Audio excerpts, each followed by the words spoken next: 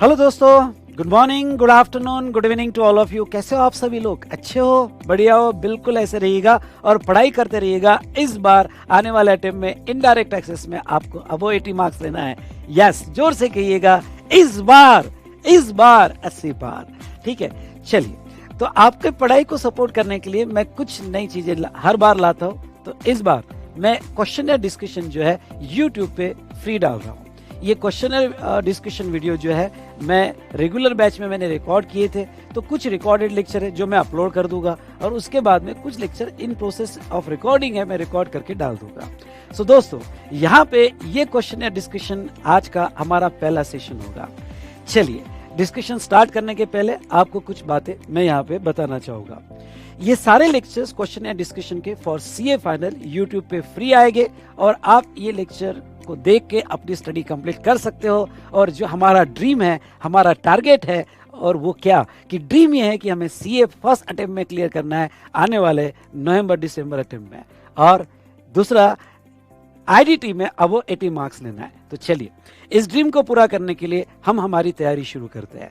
सबसे पहले आपको एक बात बता दूं, इस बार का जो क्वेश्चनर है मैंने फिर से रीडिजाइन किया है। सर, आपने कैसे रीडिजाइन किया है? चलिए दोस्तों, जैसे कुछ स्टूडेंट्स के कंटिन्यूस फीडबैक ये थे कि सर आपका जो पुराना क्वेश्चनर है उसमें क्वेश्चंस तो बहुत अच्छे कवर किए हैं, बहुत सारे भी मैंने क्वेश्चंस उसमें कवर किए थे, लेकिन वो थोड़ा बल्की हो जाता है। एग्जाम के एक महीने पहले उसको पूरा रिवाइज करना हमारे लिए मुश्किल जाता है, और एक दिन पहले तो और मुश्किल जाता है। तो सर, क्या ये क्वेश्चंस आपने जो क्वेश्चनर दिया है, क्या ये कॉम्पैक्ट हो सकता है? साथ साथ में जो एमसीक्यू है, तो वो एमसीक्यू जो है ये भी, या क्या एक जो इंस्टीट्यूट का पैटर्न है उसके साथ उसके हिसाब से बन सकते हैं, केस स्टडी बेस्ड एमसीक्यू बन सकते हैं। तो आपकी ये फीडबैक पे मैंने बहुत सोचा और इस बार का क्वेश्चन है और एमसीक्यू मैंने कंप्लीटली रीडिजाइन किया है। सबसे पहले तो आपको ये बता दूं कि इस बार का क्वेश्चनर बुक अलग कर दिया है और एमसीक्यू बुक अलग कर दिया है। एमसीक्यू बुक जो है आपको पीडीएफ में मैं अवेलेबल करवा के दूंगा, तो आपको पीडीएफ कॉपी मिलेगी, और क्वेश्चनर बुक जो है आपको यहाँ पे हमारे वेबसाइट पे मिल जाएगी। सबसे पहले समझिएगा कि इस बार के क्वेश्चनर के यहाँ क्या यूनिक फीचर है। जो मैंने 1700-1800 क्वेश्चन सब्जेक्टिव, न्यूमेरिकल्स और यहाँ पे छोटे छोटे क्वेश्चंस बना के दिए थे एमसीक्यू छोड़कर, ऐसे 1700-1800 को मैंने कॉम्पैक्ट किया है मात्र 1100 क्वेश्चंस में। सर, आप मात्र कह रहे हो? बेटा, अब इतना तो प्रैक्टिस आपको करना पड़ेगा।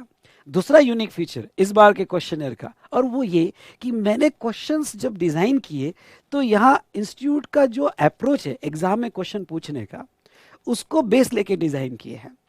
ऑब्वियसली मैंने यहाँ हमारे इंस्टीट्यूट के सभी एग्जामिनेशन क्वेश्चंस जो जीएसटी और कस्टम्स के हैं वो मैंने कवर तो किए ही है। यानी जीएसटी में 2017 के बाद जो भी एग्जाम्स हुई है उसके सभी क्वेश्चंस मैंने कवर किए। कस्टम्स में पिछले 7-8 साल के जो क्वेश्चंस है, जो इंपॉर्टेंट क्वेश्चंस है, मैंने कवर की है। एज वेल एज मैंने आरटीपी मॉक टेस्ट पेपर भी कवर कर लिया है। वो सारे क्वेश्चंस तो आपको मेरे क्वेश्चनर्स में मिल जाएंगे। मतलब ये हुआ कि अगर आप मेरा क्वेश्चन पढ़ रहे हो तो आपको दूसरा और कुछ भी पढ़ने की जरूरत नहीं। और इंपॉर्टेंट बात ये बता दूं कि आईसीएआई के मटेरियल में जितने भी क्वेश्चंस है वो सभी क्वेश्चंस मैंने मेरे क्वेश्चनर में ले लिए हैं। चलो सर, ये तो बहुत अच्छी बात है, मतलब हमें कोई दूसरा अदर मटेरियल पढ़ने की जरूरत नहीं होगी। बिल्कुल नहीं होगी, मेरा क्वेश्चनर मोर देन इनफ है। लेकिन ये जो 1700-1800 क्वेश्चंस है उसको 1100 क्वेश्चंस में मैंने कैसे कम किया है? भाई, मैंने कट तो कुछ नहीं किया, सभी examination questions, RTP questions, mock test paper questions और आईसीएआई मॉड्यूल के भी क्वेश्चंस कवर कर लिए। फिर सर कम क्वेश्चंस कैसे हुए?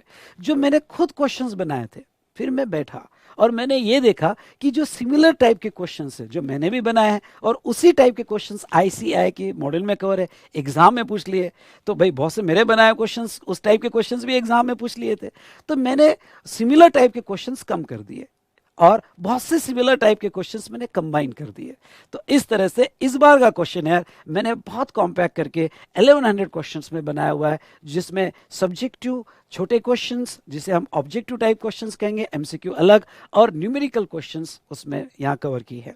नेक्स्ट, यहाँ पे और कुछ इंपॉर्टेंट फीचर्स क्वेश्चनर्स के, मैं आपके सामने क्वेश्चनर की पीडीएफ कॉपी लेता हूँ। अगर आप देखोगे ये क्वेश्चनर, तो हर चैप्टर के स्टार्ट में इंडेक्स दिया हुआ है। टॉपिक वाइज कितने क्वेश्चंस मैंने कवर किए वो तो मैंने यहाँ पे आपको दिया ही है। एज वेल एज सबसे इंपॉर्टेंट बात अगर आपको ये बताओ, तो यहाँ मैंने इंडेक्स में एक चीज इस बार ऐड की है, वो ये कि टोटल नंबर ऑफ क्वेश्चंस में मैंने आईसीएआई के मटेरियल से कितने क्वेश्चंस लिए, एग्जामिनेशन में कितने क्वेश्चंस पूछे गए हैं जिसके मैंने कोड यहाँ दिए हैं, as well as other questions जो मैंने बनाए हैं या कोई बुक से मुझे अच्छे लगे जो मैंने अपने क्वेश्चनर में लिए हैं, वो यहाँ पे दिया है। इस इंडेक्स का सबसे बड़ा फायदा आपको क्या होगा? इस इंडेक्स का सबसे बड़ा फायदा ये कि एक महीने पहले, एग्जाम के एक महीने पहले या वन डे बिफोर एग्जाम, आपको सिर्फ आईसीएआई मटेरियल के क्वेश्चंस पढ़ के जाना है, या आपको एग्जामिनेशन या आरटीपी के क्वेश्चंस पढ़ के जाना है, क्योंकि इस पर ही फोकस करना है, तो आप इजीली उसको आइडेंटिफाई कर पाओगे और इस इंडेक्स से फटाफट जाके उतने क्वेश्चंस आप कर लोगे, जिससे आपको एक अप्रोच आ जाएगा किस टाइप के, किस तरह से क्वेश्चंस पूछे जाते हैं, इस पर आपको एक अंडरस्टैंडिंग डेवलप हो जाएगी। तो यस बेटा, ये एक बहुत इंपॉर्टेंट फीचर इस बार मैंने अपने क्वेश्चनर में यूज किया हुआ है। दूसरी बात आपको बता दूं, इस बार के क्वेश्चनर में मैंने क्वेश्चन का फ्लो ऐसा रखा हुआ है कि अगर आपने रेगुलर बुक नहीं भी पढ़ा, आपने मेरा सुपर 35 कोर्स नहीं भी पढ़ा, बस वॉल चार्ट रिवाइज कर लिया और साथ साथ में क्वेश्चनर्स पढ़े, आपका एंटायर सिलेबस कवर हो जाएगा। फ्लो ही मैंने ऐसा रखा है, हर कंसेप्ट पे मैंने क्वेश्चन कवर किए, आइदर मैंने बनाया है या उस कंसेप्ट से रिलेटेड आईसीएआई के एग्जामिनेशन आरटीपी के क्वेश्चंस मैंने कवर कर लिए हैं। तो आपका कोई भी कंसेप्ट नहीं छूटेगा। मैं बस इतना ही कहूंगा कि जस्ट चार्ट रिवीजन या बूस्टर रिवीजन और क्वेश्चन कर लो, that's enough, more than enough. इससे ज्यादा आपको और कुछ करने की जरूरत नहीं है, सब कुछ इसमें कवर हो जाएगा। दूसरी बात, यहां पे इस बार मैंने एचएसएन सिस्टम अपने इसमें यूज किया है। जैसे आप देख रहे हो यहाँ पे एसएनसी कोड दिया है, मतलब subjective numerical and concept based questions या केस स्टडी बेस्ड क्वेश्चंस। ये जो मैंने यहाँ पे एसएनसी कोड यूज किया है, मैंने जीएसटी के पहले 3 चैप्टर में यहाँ 6 डिजिट कोड यूज किया, लेकिन चैप्टर 4 से मैंने चेंज कर दिया। सर आपने ऐसा क्यों किया? मैंने इसलिए ऐसा किया कि पहले 3 चैप्टर तक मैंने सोचा था कि चलो 6 डिजिट कोड में एडजस्ट हो जाएगा, लेकिन बाद में सोचा नहीं, 6 नहीं, वो 8 डिजिट कोड में ज्यादा बेटर रहेगा। इसलिए अगर आप पहले 3 चैप्टर पढ़ोगे और कस्टम्स का क्वेश्चनर पढ़ोगे, तो इस कोड को आपने कैसे देखना है? इस कोड को आपने जो है पहले 2 डिजिट्स यहाँ कंसेप्ट नंबर, क्योंकि हर कंसेप्ट वाइज मैंने क्वेश्चन को सेग्रीगेट किया हुआ है, तो पहले 2 digits concept number, next 2 digits यहाँ पे यस क्वेश्चन नंबर, और लास्ट 2 डिजिट्स मैंने ओपन रखे हैं, क्योंकि फ्यूचर में अगर मुझे इसमें कोई और क्वेश्चंस ऐड करने हैं तो उसके लिए मैं यहाँ पे लास्ट के 2 डिजिट यूज करूंगा। लेकिन ये बात तो यहाँ क्लियर हो जाती है कि अब ये कोड चेंज नहीं होगा। इस कोड का सबसे बड़ा फायदा बेटा यहाँ पे ये है कि अगर आपको इस पे कोई सवाल पूछना है तो बस आप कोड डाल दीजिएगा, मेरी टीम समझ जाएगी कि कौन से क्वेश्चन पे आपको सवाल है, और आप जब भी आपको उसका सवाल पूछना है तो ऑडियो मैसेज दीजिएगा। प्लीज आप टाइप मत कीजिएगा, ऑडियो मैसेज दीजिएगा, तो जिससे मेरा टीम आपको क्या क्वेश्चन पूछना है वो समझ जाएगा। आपको इसका फोटो निकाल कर देने की जरूरत नहीं है दोस्तों। चलिए, ये बात तो आप देख रहे हो, वैसे मैं क्वेश्चन या डिस्कशन तो ले ही रहा हूं, तो इसमें जो है आपका सभी डाउट्स इसमें सॉल्व हो ही जाएंगे। उसके बाद में भी कोई डाउट आता है तो मैंने आपको ये बताया, लेकिन चैप्टर 4 से मैंने 8 डिजिट कोडिंग सिस्टम यूज किया है, उसमें आपको थोड़ा अलग से पढ़ना पड़ेगा। 8 डिजिट कोडिंग सिस्टम में मैंने यहाँ पे पहले 2 डिजिट चैप्टर नंबर के कवर कर लिए, जैसे यहाँ पहले 2 डिजिट मैंने कंसेप्ट नंबर के लिए थे, लेकिन उधर मैंने पहले 2 डिजिट चैप्टर नंबर के लिए है। उसके बाद में next 2 digit concept number, next 2 digits यहाँ पे क्वेश्चन नंबर, और लास्ट 2 डिजिट्स ओपन रखा हुआ है, अगर कोई क्वेश्चंस ऐड होते हैं तो वहां 8 डिजिट कोडिंग सिस्टम यूज की जाएगी। तो चलिए, ये आपके लिए बहुत बड़ा बेनिफिट है। ओके, नेक्स्ट आपको ये कह दूं बेटा, मैं कोशिश कर रहा हूं कि ये क्वेश्चनर का फ्लिप बुक भी बनाऊं, और ये फ्लिप बुक के लिए अगर बनती है तो मैं आपके साथ ये फ्लिप बुक शेयर करूंगा। तो आपको ये जो फ्लिप बुक की जो लिंक है as well as MCQ book की लिंक है, ये कहाँ मिलेगी? नीचे डिस्क्रिप्शन कॉलम में आपको एक टेलीग्राम लिंक दी जाएगी। तो इस वीडियो के डिस्क्रिप्शन कॉलम में जो टेलीग्राम लिंक दी है वो जरूर आप ज्वाइन कीजिएगा। वो अगर आप ज्वाइन करते हो तो यस, उसमें आपको टाइम टू टाइम अपडेट किया जाएगा। आपको हर वो चीज़ जो एग्जाम के लिए जरूरी है, हर वो डिस्कशन, हर वो छोटे वीडियो, हर वो छोटी क्लिप्स और ऑडियो रिवीजन जो है, वो सब मैं आपको उस टेलीग्राम लिंक में प्रोवाइड करूंगा। मैं मानता हूं कि एग्जाम के वक्त आप सोशल मीडिया जो है यूज़ नहीं करते, और ये अच्छी बात है, यूज़ भी नहीं करना चाहिए, पर आप बाकी इंस्टाग्राम बंद कर दीजिए, व्हाट्सअप बंद कर दीजिए, लेकिन टेलीग्राम का ये लिंक जो मैं यहाँ पे आपको पढ़ाई के लिए देने वाला हूँ, बस एक सोशल मीडिया में टेलीग्राम का लिंक आप चालू रखिए। इसमें टाइम टू टाइम मैं आपको अपडेट करते रहूँगा। तो इसमें आपको एक बार फिर से सुन लीजिएगा, एमसीक्यू बुक की लिंक मिल जाएगी, क्योंकि एमसीक्यू बुक जो है वो मैं पीडीएफ में ही प्रोवाइड कर रहा हूँ, तो उसकी पीडीएफ आपको मिल जाएगी। मैं उसका एक ऐप बनाने की भी कोशिश कर रहा हूँ, वो अगर ऐप बन जाता है तो वो भी मैं आपको जो है यहाँ पे उसकी लिंक टेलीग्राम में प्रोवाइड कर दूंगा। तो ये टेलीग्राम आपके लिए बड़ा इंपॉर्टेंट है। दूसरी बात, इससे रिलेटेड अगर फ्लिप बुक बन जाता है, उस प्रोजेक्ट पे हम काम कर रहे हैं, अगर फ्लिप बुक बन जाता है तो उसकी भी लिंक यहाँ पे आपको प्रोवाइड कर दूंगा। फ्लिप बुक का यूनिक फीचर क्या होगा, अगर मैं आपको फ्लिप बुक देता हूँ तो हर क्वेश्चन के छोटे छोटे वीडियोस यहाँ अटैच हो गए। जैसे हम क्वेश्चन नंबर 1 पढ़ रहे हैं, इसके बाजू में आपको एक लिंक मिल जाएगी, क्लिक हियर। जैसे आपने इसको क्लिक कर दिया तो उसका वीडियो ओपन हो जाएगा यूट्यूब चैनल पे। यानी आपको ये जो मैं यूट्यूब पे क्वेश्चन डाल रहा हूँ, 3-3.5 घंटे का डिस्कशन डाल रहा हूँ, इसमें अगर आपको क्वेश्चन नंबर ढूंढना पड़े तो थोड़ा टाइम लग जाता है। फिलहाल तो आपको यही करना पड़ेगा, लेकिन अगर मेरी फ्लिप बुक बन जाती है तो आपके लिए बहुत आसान हो जाएगा। और वो ये है कि आपको सभी क्वेश्चंस के लिए मेरा वीडियो में वो नंबर ट्रेस करने की ज़रूरत नहीं है। आपको अगर कोई क्वेश्चन में अंडरस्टैंडिंग क्लियर नहीं होती है या आपको डाउट है, तो बस साइड में वहाँ पे फ्लिप बुक जब आएगी तो वहाँ क्लिक कर दिया तो यस, वहाँ पे आपको स्पेसिफिक उसी क्वेश्चन के बारे में डिस्कशन मिल जाएगा, सो दैट आपके जो भी डाउट्स है वो क्लियर हो जाएंगे। लेकिन बेटा ये फ्लिप बुक पे हमारा डेवलपमेंट चालू है, अगर बन जाता है अगले 10-15 दिन में तो मैं आपको डेफिनेटली टेलीग्राम लिंक में प्रोवाइड कर दूंगा। सो प्लीज़ इससे रिलेटेड कोई कमेंट मत करना कि सर कब आएगा फ्लिप बुक, ये एडिशनल सर्विस है, मैं यूट्यूब पे अपने वीडियो दे रहा हूँ। तो मेरी रिक्वेस्ट है कि कमेंट कोई भी पास मत करना और कोई भी मुझे व्हाट्सअप मत न करना। ये फ्लिप बुक बन जाता है तो मैं आपको प्रोवाइड कर दूंगा। तो चलिए बेटा, ये क्वेश्चनर के बारे में मैंने आपको ये बताया। नाउ ये जो मेरा क्वेश्चनर डिस्कशन है, ये जो हमारा नया बुक है उसके पर आधारित है, उसके ऊपर पूरा डिस्कशन किया गया है।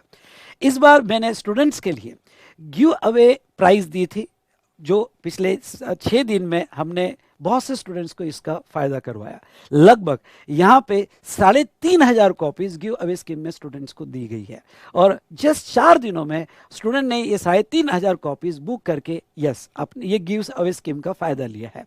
तो ये गिव अवे प्राइस जो है, जिसके लिए लिमिटेड बुक्स थी, जो मैंने यहाँ पे आपको अवेलेबल करवा के दी है। लेकिन अब अगर आपके पास ये नया क्वेश्चनर नहीं है तो आपको ये नया क्वेश्चनर हमारे वेबसाइट पे या हमारे एसोसिएटेड पार्टनर के यहाँ से मिल जाएगा। पर सर आपका एक सवाल होगा कि क्या हमें गिव अवे स्कीम नहीं मिलेगी? बेटा yes, obviously give away scheme तो नहीं मिलेगी, पर मेरा ऑब्जेक्ट है कि मैं आपको एग्जाम के लिए ज़्यादा से ज़्यादा सपोर्ट करूं, इसलिए मैं आपको जो है ये कम से कम प्राइस में अवेलेबल करवा के दूंगा। और यहाँ पे जो वी स्मार्ट के स्टूडेंट है उनको मेरे वेबसाइट पे 599 रुपीज़ में ये क्वेश्चन सेट मिल जाएगा without MCQ. I repeat, without MCQ. MCQ तो आपको पीडीएफ में मिलेगी। और जो वी स्मार्ट के स्टूडेंट नहीं है उनको 999 में ये जो है क्वेश्चनर बुक अवेलेबल हो जाएगा। तो यस बेटा, ये आपको जो क्वेश्चनर है अभी भी कम प्राइस में, क्योंकि नॉर्मल प्राइस उसकी यहाँ पे 1500 to 1800 होती है, पर इस बार मैं आपको वी स्मार्ट के स्टूडेंट जिन्होंने गिव अवे स्कीम का बेनिफिट नहीं लिया है उनको 599 रुपीज़ में, और यस जो अदर स्टूडेंट है उनको भी हम कम प्राइस में अवेलेबल करवा के दे रहे हैं मात्र 999 रुपए में। तो आप ये बाय कीजिएगा। पर अभी ये क्वेश्चन आउट ऑफ स्टॉक है, जिसको आने में लगभग 7 दिन लग जाएंगे। तो 7 दिन बाद फिर से पोर्टल ओपन होगा, आप अपना बुकिंग जल्द से जल्द कीजिएगा, क्योंकि बेटा सबसे ज़्यादा ये क्वेश्चन स्टूडेंट पसंद करते हैं, ये आउट ऑफ स्टॉक जल्दी हो जाता है। तो अब बाद में भी बाय करें। और मेरी एक रिक्वेस्ट है कि प्लीज़ कोई कमेंट नीचे ना दे या व्हाट्सएप में कोई मैसेज ना करे कि सर हमें भी अब वो गिव अवे स्कीम दो। बेटा गिव अवे स्कीम ही होती है कि जल्द से जल्द आप फ़ायदा उठा सको। वो जो था मैंने 7 डेज़ के लिए रखा था, अब वो कंप्लीट हो गया है। जो भी प्राइस में है आपको मिलेगा, आपका कोई भी डाउट एंटरटेन नहीं किया जाएगा। और ये पूरा क्वेश्चन डिस्कशन उस गिव अवे स्कीम पर सॉरी ये पूरा क्वेश्चन डिस्कशन ये जो नया क्वेश्चन बुक है उसके बेस पर लिया गया है, एज वेल एज जो फ्लिप बुक बनेगी ये नए क्वेश्चन के बेस पर ही बनेगी। चलिए दोस्तों, तो कोशिश तो पूरी की गई है कि जो नया क्वेश्चन है उसमें कम से कम एरर हो, मिस्टेक हो, पर अगर उसके बाद में भी आपको कोई एरर दिखती है तो आप जरूर व्हाट्सअप कीजिएगा। मैं आपको इसमें यहाँ पे आपके जो सजेशंस है वो ऑलवेज एक्सेप्टेबल होंगे। चलिए, तो दोस्तों आई होप आपको क्लियरली समझ गया होगा। तो 7 डेज बाद यहाँ पे हमारे वेबसाइट पे ये लिंक ओपन होगी। 7 डेज बाद अपना क्वेश्चनियर बुक जल्द से जल्द यहाँ पे ऑर्डर कीजिएगा और यस, इस कम से कम कॉस्ट का फायदा उठाइएगा। और एक बात आपको कह दूं कि मेरा बूस्टर रिवीजन चालू हो गया है। नवंबर 21 एग्जामिनेशन के लिए फ्रेश रिकॉर्डिंग है, इसलिए आप ये फ्रेश रिकॉर्डिंग ज्वाइन कर सकते हो। 24 से मैंने चालू कर दिया है, जिसका फर्स्ट डेमो लेक्चर मैंने यूट्यूब पे डाल दिया हमारे वी स्मार्ट एकेडमी चैनल पे, as well as think GST think Vishal sir पे। तो ये ये बूस्टर रिवीजन कोर्स जो है, ये बूस्टर रिवीजन कोर्स आपके लिए बहुत ज़्यादा बेनिफिशियल है और completely fresh recording with all amendments है। इसलिए यस, अगर आपके पास टाइम है, 65 आवर्स का ये बूस्टर रिवीजन कोर्स है। 4-5 आवर्स इधर उधर हो सकते हैं, पर ये 65 से 70 आवर्स में हम पूरा यहाँ पे इनडायरेक्ट टैक्स रिवाइज करेंगे, इंक्लूडिंग एफटीपी दोस्तों। और क्वेश्चन एंड डिस्कशन तो मैं आपको इस यूट्यूब वीडियो में दे ही रहा हूँ। तो चलिए दोस्तों, मैं आपको एक बात और बता दूं कि ये एमसीक्यू बुक जो है, जो पीडीएफ कॉपी है, आपको कहाँ से मिलेगी, as well as flip book जो है, मैंने टेलीग्राम का तो आपको बताया है, और एक जो दूसरा ऑप्शन जहाँ से आप इजीली आइडेंटिफाई कर सकते हो, और वो है आप जब हमारे वेबसाइट पे, यहाँ पे मैं थोड़ा हमारे वेबसाइट पे आता हूँ।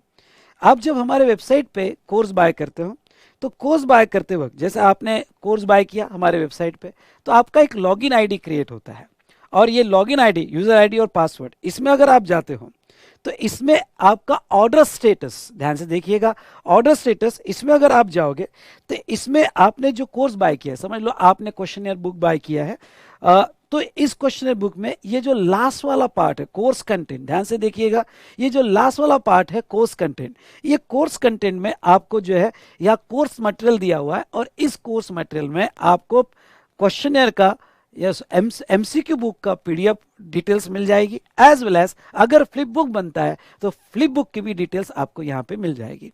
और सभी वीडियो की प्लेलिस्ट जो भी मैं यहाँ पे क्वेश्चनर्स वीडियो यूट्यूब पे डालूंगा, तो वो यूट्यूब की प्लेलिस्ट भी आपको यहाँ मिल जाएगी। मतलब आपको यूट्यूब पे सर्च करने की कोई ज़रूरत नहीं, आपके लॉगिन में ही आपका यूट्यूब प्लेलिस्ट का लिंक आपको यहाँ पे मिल जाएगा, और यहाँ से आप मुझसे कनेक्ट हो सकते हो। तो चलिए, ये मैंने आपको डिटेल्स दी, तो आई होप बेटा आपको सभी डिटेल्स अच्छे से समझ में आई होगी।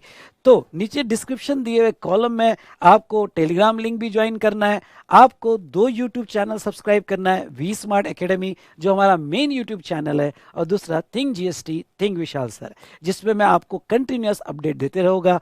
और यस, आप अगर मुझसे इंस्टाग्राम पे जुड़ना चाहते हो तो मैंने अपने इंस्टाग्राम लिंक जो है वो दी है, तो डेली ऐसी कुछ मौज मस्ती उस पर करेंगे अगर आपके पास टाइम हो, पर अभी पढ़ाई का टाइम है, पढ़ाई आपको बहुत अच्छे से करना है।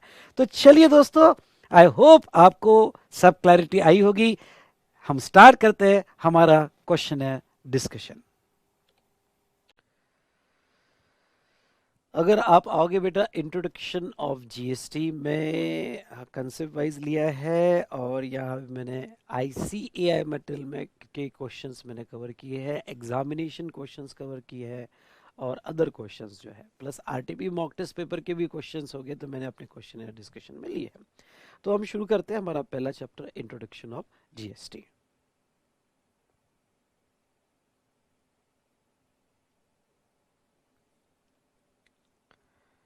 ठीक है, तो बेटा ये क्वेश्चन कोड को जो है ये चैप्टर में कैसे पढ़ना है, तो चैप्टर 1 और उसका पहला क्वेश्चन, लेकिन चैप्टर नंबर 3 से मैंने ये कोड चेंज कर दिया है। Okay, chapter number 4 composition levy से मैंने ये कोड चेंज कर दी है, पर पहले 3 चैप्टर में पहले 2 डिजिट चैप्टर नंबर बताते हैं और दूसरे 2 डिजिट क्वेश्चन नंबर बताते हैं। ठीक है, तो चलिए पहला क्वेश्चन बहुत ही सिंपल है जो आपके ICAI के मटेरियल में है। और पहला क्वेश्चन क्या कहता है बेटा? तो पहला क्वेश्चन ये कहता है यहाँ पे कि yes, discuss how GST resolve the double taxation dichotomy under the provision of indirect taxes law. तो ये जो डबल टैक्सेशन प्रॉब्लम था जीएसटी आने के पहले, जीएसटी ने कैसे उसको सॉल्व किया, तो यहाँ पे आंसर देने का तरीका देखो। आपको सबसे ज़्यादा जो यहाँ पे प्रैक्टिस करना है वो प्रैक्टिस के आप आंसर कैसे दोगे। पहला कॉम्प्रिहेंसिव टैक्स स्ट्रक्चर और दूसरा single tax. Comprehensive tax structure में मोस्टली आपको एम्फोसाइज करना है, वर्डिंग्स पे तो हम ये करेंगे, लेकिन सेंट्रल और स्टेट साथ में मिलकर एक लॉ लगा रहे हैं, कॉमन टैक्स लगा रहे हैं, इसलिए हमारी आईटीसी की चेन कंटिन्यू फ्लो हो रही है। पहले जैसे आपको याद है, पहले ट्रेडर को, सर्विस प्रोवाइडर को पूरे क्रेडिट्स नहीं मिलते थे, लेकिन अब उसको मिल गया, ठीक है। दूसरा मेन सिंगल टैक्स सिस्टम है। सिंगल टैक्स सिस्टम है मतलब सभी टैक्सेस सेंट्रल और स्टेट ने सबस्यूम करके एक सिंगल टैक्स स्ट्रक्चर लाया है। तो चलिए अब देखते हैं कि इंस्टीट्यूट ने क्या किस तरह से लिखा है और हमको कैसे वर्ड्स को आइडेंटिफाई करना है और हमें किस तरह से लिखना है, ठीक है। To cover both goods and service tax, good GST address this problem. Simultaneously, introduction of GST at both central and state level has integrated taxes on goods and services for the purpose of set off relief, okay, and to ensure that both the cascading effect of SENVAT and service tax are removed and continuous chain of set off of original producers points, service provider points और retailer level points। मतलब क्या?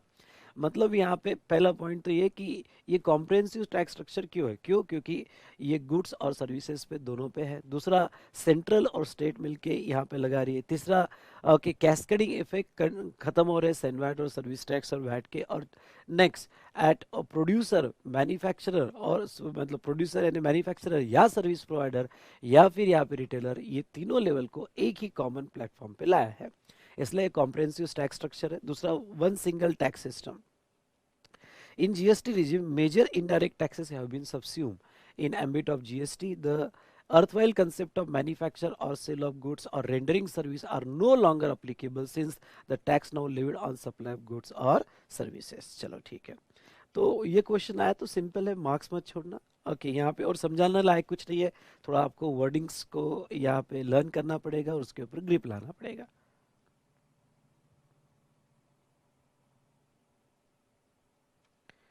Next question,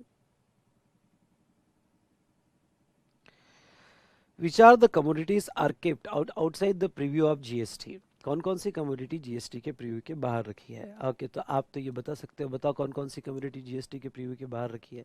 तो अगर आप यहाँ देखते हो तो कौन कौन सी कमोडिटी बेटा? Petroleum products.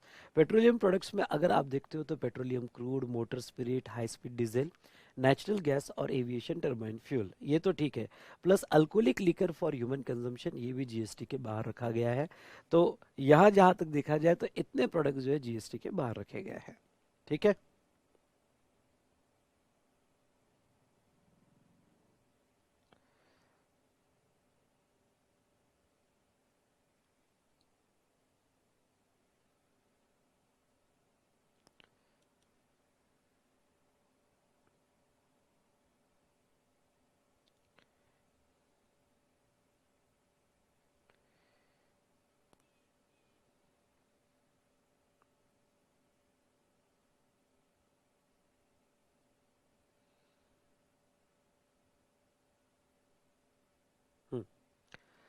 नेक्स्ट क्वेश्चन है, list of taxes सबस्यूम in GST। GST में कौन कौन से टैक्सेस सबस्यूम किया गया है? बड़ा सिंपल क्वेश्चन है।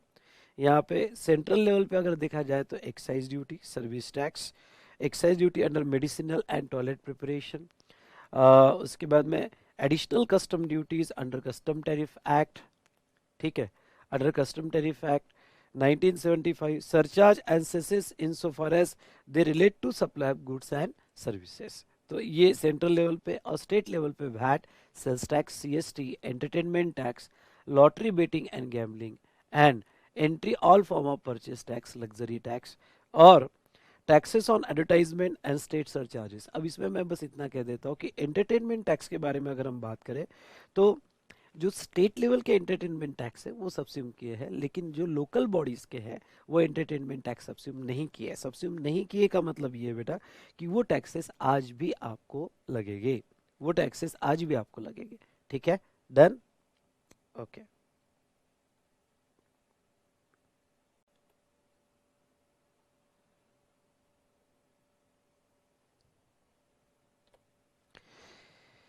वेल, सो नेक्स्ट क्वेश्चन देखिए, नेक्स्ट क्वेश्चन क्या कहता है यहाँ पे। Concept and principle of GST. GST is a destination based indirect tax levied on value of goods or services both or each stage of supply chain। मतलब क्या कि यहाँ एक बड़ा सिंपल क्वेश्चन आपको पूछ सकते हैं, और ये सिंपल क्वेश्चन आपको ये पूछ सकते हैं कि भाई जीएसटी के कंसेप्ट और प्रिंसिपल बताओ। तो जीएसटी के कंसेप्ट और प्रिंसिपल तो सिंपल वे में आपको पॉइंट वाइज में आंसर लिखना है। क्या क्या आपको लिखना है देखिए। तो GST is broad based value added tax है, जीएसटी डेस्टिनेशन बेस्ड टैक्स है, टेक्निकली जो है ये सप्लायर पे करता है और बोन बाय कंज्यूमर, बड़ा सिंपल है। Next, GST is a collected at multiple stage of production distribution of goods in which tax paid on input are allowed as a set off against tax payable on output, जिसे हम कहते हैं no cascading of taxes. GST is a tax on consumption of product from the business sources and not a personal or hobby tax.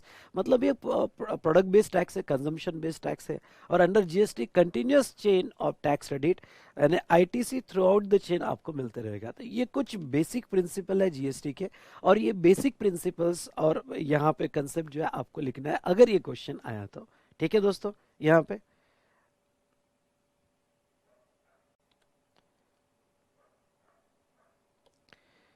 Next question हम ये देखेंगे कि what would be the rate structure of GST. तो जहाँ तक GST का rate structure हम देखें तो जीएसटी का रेट स्ट्रक्चर बेटा, जीएसटी के रेट यहाँ पे 0.25%, 3%, 5%, 12%, 18% एंड 28%।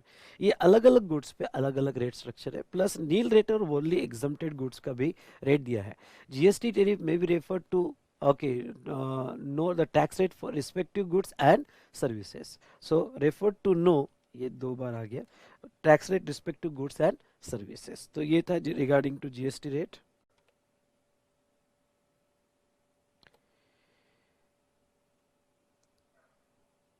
नेक्स्ट क्वेश्चन बेटा, अगर आप इस पे ध्यान दो तो जीएसटी जो है आप सबको पता है, और क्या जीएसटी एक डेस्टिनेशन बेस्ड टैक्स है। तो डेस्टिनेशन बेस्ड टैक्स पे एक क्वेश्चन बनाया गया है। ओके, तो ये क्वेश्चन देखो एग्जाम में इंपॉर्टेंट है, आ सकता है, बेसिक क्वेश्चन है तो एग्जाम में आ सकता है। तो मैं क्वेश्चन यहाँ पे रीड करता हूँ। क्वेश्चन क्या कहता है, क्वेश्चन ये कहता है GST is destination based tax on consumption of goods और सर्विसेज बोथ, या discuss the validity of statement. तो पहले सबसे पहले तो आंसर देने का तरीका देखो, और पहला चैप्टर में कुछ खास नहीं है डिस्कस करने लायक क्वेश्चन में। आपको तो मजा आएगा चैप्टर 2-3 से कि यार क्वेश्चन केस स्टडी कैसे बनती है और उसको लिखना कैसे चाहिए। पहले ये इंट्रोडक्शन वाले चैप्टर में कुछ खास नहीं है।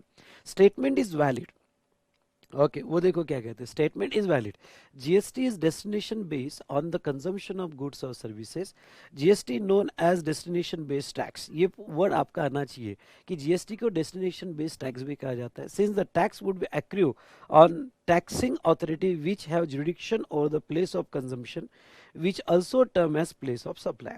ओके, ये पॉइंट को थोड़ा समझ लो कि भाई टैक्स वो अथॉरिटी को मिलेगा जहां गुड्स का कंजम्पशन है। जैसे इंट्रास्टेट सप्लाई में, लेट्स टेक एग्जांपल महाराष्ट्र, तो महाराष्ट्र में कंजम्पशन है इंट्रास्टेट सप्लाई में, तो उसका एसजीएसटी का रेवेन्यू, स्पेशली सीजीएसटी की बात नहीं करेंगे हम, एसजीएसटी की बात करेंगे, तो उसका एसजीएसटी का रेवेन्यू जो है महाराष्ट्र गवर्नमेंट को मिलेगा। लेकिन अगर गुड्स एक स्टेट से दूसरे स्टेट जा रहा है तो आईजीएसटी, और जैसा आपने डिस्कस किया था आईजीएसटी का रेवेन्यू डेस्टिनेशन बेस्ड टैक्स को मिलता है। उसके एग्जाम्पल भी दिए, तो अगर ये क्वेश्चन आया तो यहाँ पे जरूर आप एग्जाम्पल भी दो। एक कंसेप्ट जो है देखो, mister A Delhi produces the goods and sells the goods to B Haryana, in this case tax would accrue to the state of Haryana and not to the state of Delhi. On other hand pre GST regime origin based taxation was prevailing.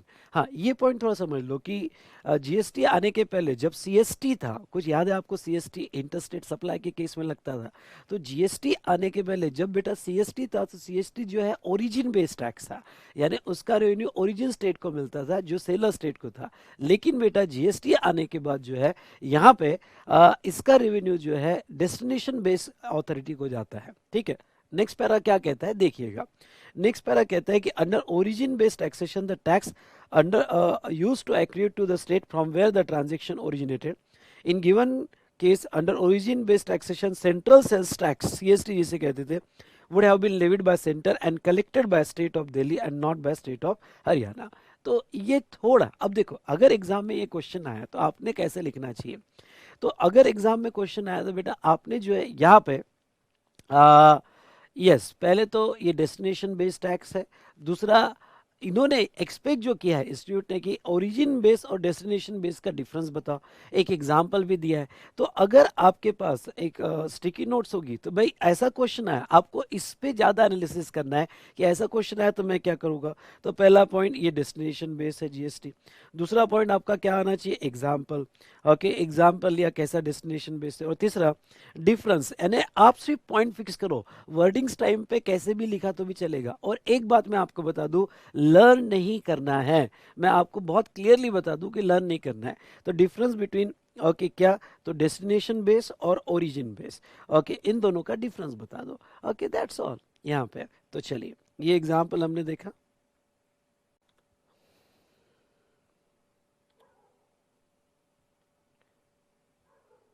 Okay next question आप देखिए, next question में वो क्या कहते हैं। Under goods and service tax only value addition is tax and burden of tax is to be borne by final consumer, examine the statement. Okay, तो GST भी जहां तक देखा जाए तो अगर आप इसको केयरफुली पढ़ते हो तो यहाँ पे यस बेटा जीएसटी एक वैल्यू एडेड टैक्स है, इनडायरेक्ट टैक्स है, सप्लायर टैक्स पे करेगा but burden is on ultimate consumer. The statement is correct. Goods and service tax is a destination-based tax on consumption of goods and services. It is levied all stages right from manufacture to final consumption. Credit of tax paid on previous stages is available for set off. Resultantly, only value addition tax and burden of tax is borne by final consumer. ये value added tax है और entire burden is on final consumer. Done? ठीक है, चलो।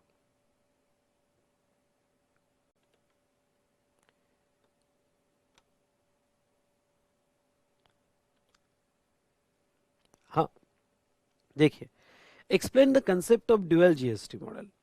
Okay, जैसे आपको याद होगा तो हमने ये कंसेप्ट पढ़ा था कि जीएसटी जो है, जीएसटी इंडिया में डबल मॉडल में आया है। डबल मॉडल में आया मतलब सेंट्रल और स्टेट जो साथ में टैक्स लगाएगी। ओके, सेंट्रल सीजीएसटी लगाएगा और स्टेट एसजीएसटी लगाएगा। और एक और कंसेप्ट है आईजीएसटी। आईजीएसटी जो है integrated goods and service tax, जिसका रेवेन्यू दोनों गवर्नमेंट शेयर करेगी, सेंट्रल और स्टेट। और जहां तक है 50% ऑफ रेवेन्यू डेस्टिनेशन स्टेट को मिलेगा। तो चलिए इंस्टीट्यूट ने यहाँ पे किस तरह से इसको लिखा जरूर देखते हैं यहाँ पे।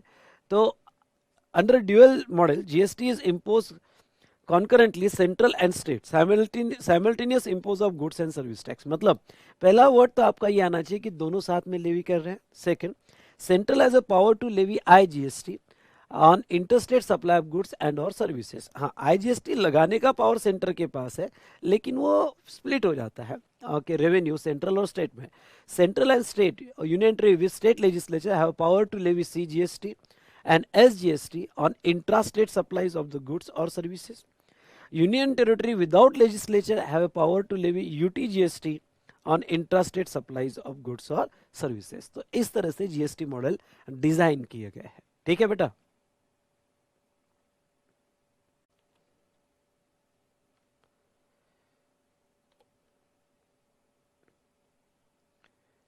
अगर आप आते हो तो यहाँ पे write a short note on various list provided under 7th schedule to the constitution of India. तो ये बड़ा सिंपल क्वेश्चन है। ओके, 3 लिस्ट है, यूनियन लिस्ट, स्टेट लिस्ट और कॉन्करेंट लिस्ट। यूनियन लिस्ट में जो सब्जेक्ट मैटर है उसके ऊपर सेंट्रल गवर्नमेंट लॉ बना सकती है। स्टेट लिस्ट में जो सब्जेक्ट मैटर है उसके ऊपर स्टेट गवर्नमेंट, और कॉन्करेंट लिस्ट में जो सब्जेक्ट्स है उसके ऊपर दोनों government, central and state government दोनों यहाँ पे लॉ बना सकती है। डन, चलिए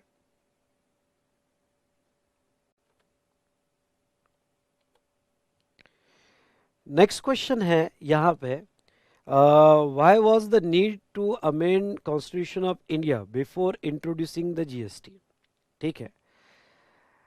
आ, सवाल बड़ा अच्छा है। अगर आप सवाल देखोगे तो सवाल में ये पूछना चाहते हैं कि भाई जीएसटी लाने के पहले कॉन्स्टिट्यूशन ऑफ इंडिया का क्यों अमेंड करना जरूरी था। अगर आपको हमारा किया हुआ डिस्कशन याद होगा तो हमने डिस्कशन में ये देखा था कि देर टोटल 3 लिस्ट है, लिस्ट 1, लिस्ट 2 और लिस्ट 3। लिस्ट 1 में एक्सक्लूसिव पावर सेंट्रल की थी, लिस्ट 2 में स्टेट की थी और लिस्ट 3 में कॉन्करेंट पावर थी।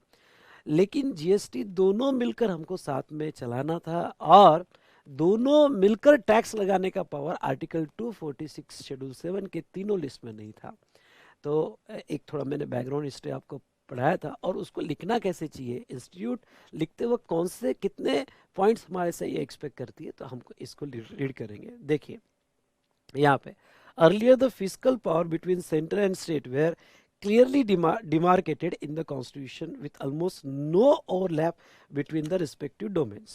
Okay, अगर ये वर्ड आपका आना चाहिए कि इस तरह से पावर डिफाइंड थी सेंट्रल और स्टेट की कि उनका ओवरलैपिंग नहीं होता था। The centre has a power to levy a tax on manufacture of goods except alcoholic liquor for human consumption, opium, narcotics, while state have a power to levy tax on sale of goods. In case interstate sale, center has a power to levy central sales tax but has collected and retained entirely by state. जैसे मैंने आपको कहा था कि interstate sale होता है तो उसके ऊपर सीएसटी लगाने का पावर सेंटर के पास था, लेकिन वो अमाउंट कौन रखता था, स्टेट वाले रखते थे। As for service, it was a center alone power, okay, to levy service tax. Introduction of GST necessitated the amendments in the constitution so as to simultaneously empower center and state to levy and collect the tax. Okay, यहाँ पे हमें constitution इसलिए amend करनी पड़ी कि दोनों मिलकर tax लगाने का पावर अभी तक हमारे कॉन्स्टिट्यूशन में नहीं था। आइदर सोली सेंटर की पावर थी या स्टेट की पावर थी, पर दोनों मिलकर टैक्स लगाने की पावर हमारे पास नहीं थी। The Constitution of India was amended by the Constitution 101st Amendment Act 2016 for the purpose, and Article 246A, ये अंडरलाइन करना, Article 246A of Constitution introduced thereby empower central and state simultaneously to levy and collect the GST। ठीक है, तो आपको करना क्या है, आपको यहाँ पॉइंट फिक्स करने मेरे। ओके, अगर मैं पढ़ता इसको तो किस तरह से, तो पॉइंट में कैसे फिक्स करता, तो पॉइंट में यहाँ पे पहला पॉइंट में ये फिक्स करता है यहाँ पे कि सेंटर एंड स्टेट के अपने डोमेन है। फिर मैं थोड़ा एग्जांपल्स देता कैसे डोमेन है। एग्जांपल्स यहाँ पे कि भाई सेंटर किसके ऊपर टैक्स लगाता है, स्टेट किसके ऊपर टैक्स लगाता है, सर्विस टैक्स किसके कंट्रोल में था। फिर नेक्स्ट मेरा पॉइंट आता कि कॉन्स्टिट्यूशनल दोनों को साथ में टैक्स लगाना था, इसलिए कॉन्स्टिट्यूशनल अमेंडमेंट जो है फॉर साइमल्टेनियस टैक्स का, ये पॉइंट मेरा कवर होता। और फिर मैं क्या, जितने आप ऐसे पॉइंट्स निकालोगे उतना आपको क्वेश्चनर में आंसर रीड करना आसान होगा और एग्जाम में अगर क्वेश्चन पूछे तो उसको लिखना भी आसान होगा। और लास्ट आर्टिकल 246A लाया गया। अगर आपको लिखना है तो 101st अमेंडमेंट की गई कॉन्स्टिट्यूशन में और आर्टिकल 246A लाया गया फॉर लेवी ऑफ जीएसटी। तो ऐसे 4 पॉइंट्स आपके बनने चाहिए। तो सिर्फ आईडीटी नहीं, कोई भी सब्जेक्ट पढ़ो तो आपके ये मैक्सिमम पॉइंट बनने ही चाहिए, मेरा आपको ये कहना है। और आप वो पॉइंट्स पे क्या लिखोगे इस पे ज्यादा से ज्यादा आपकी प्रैक्टिस होनी चाहिए। चलो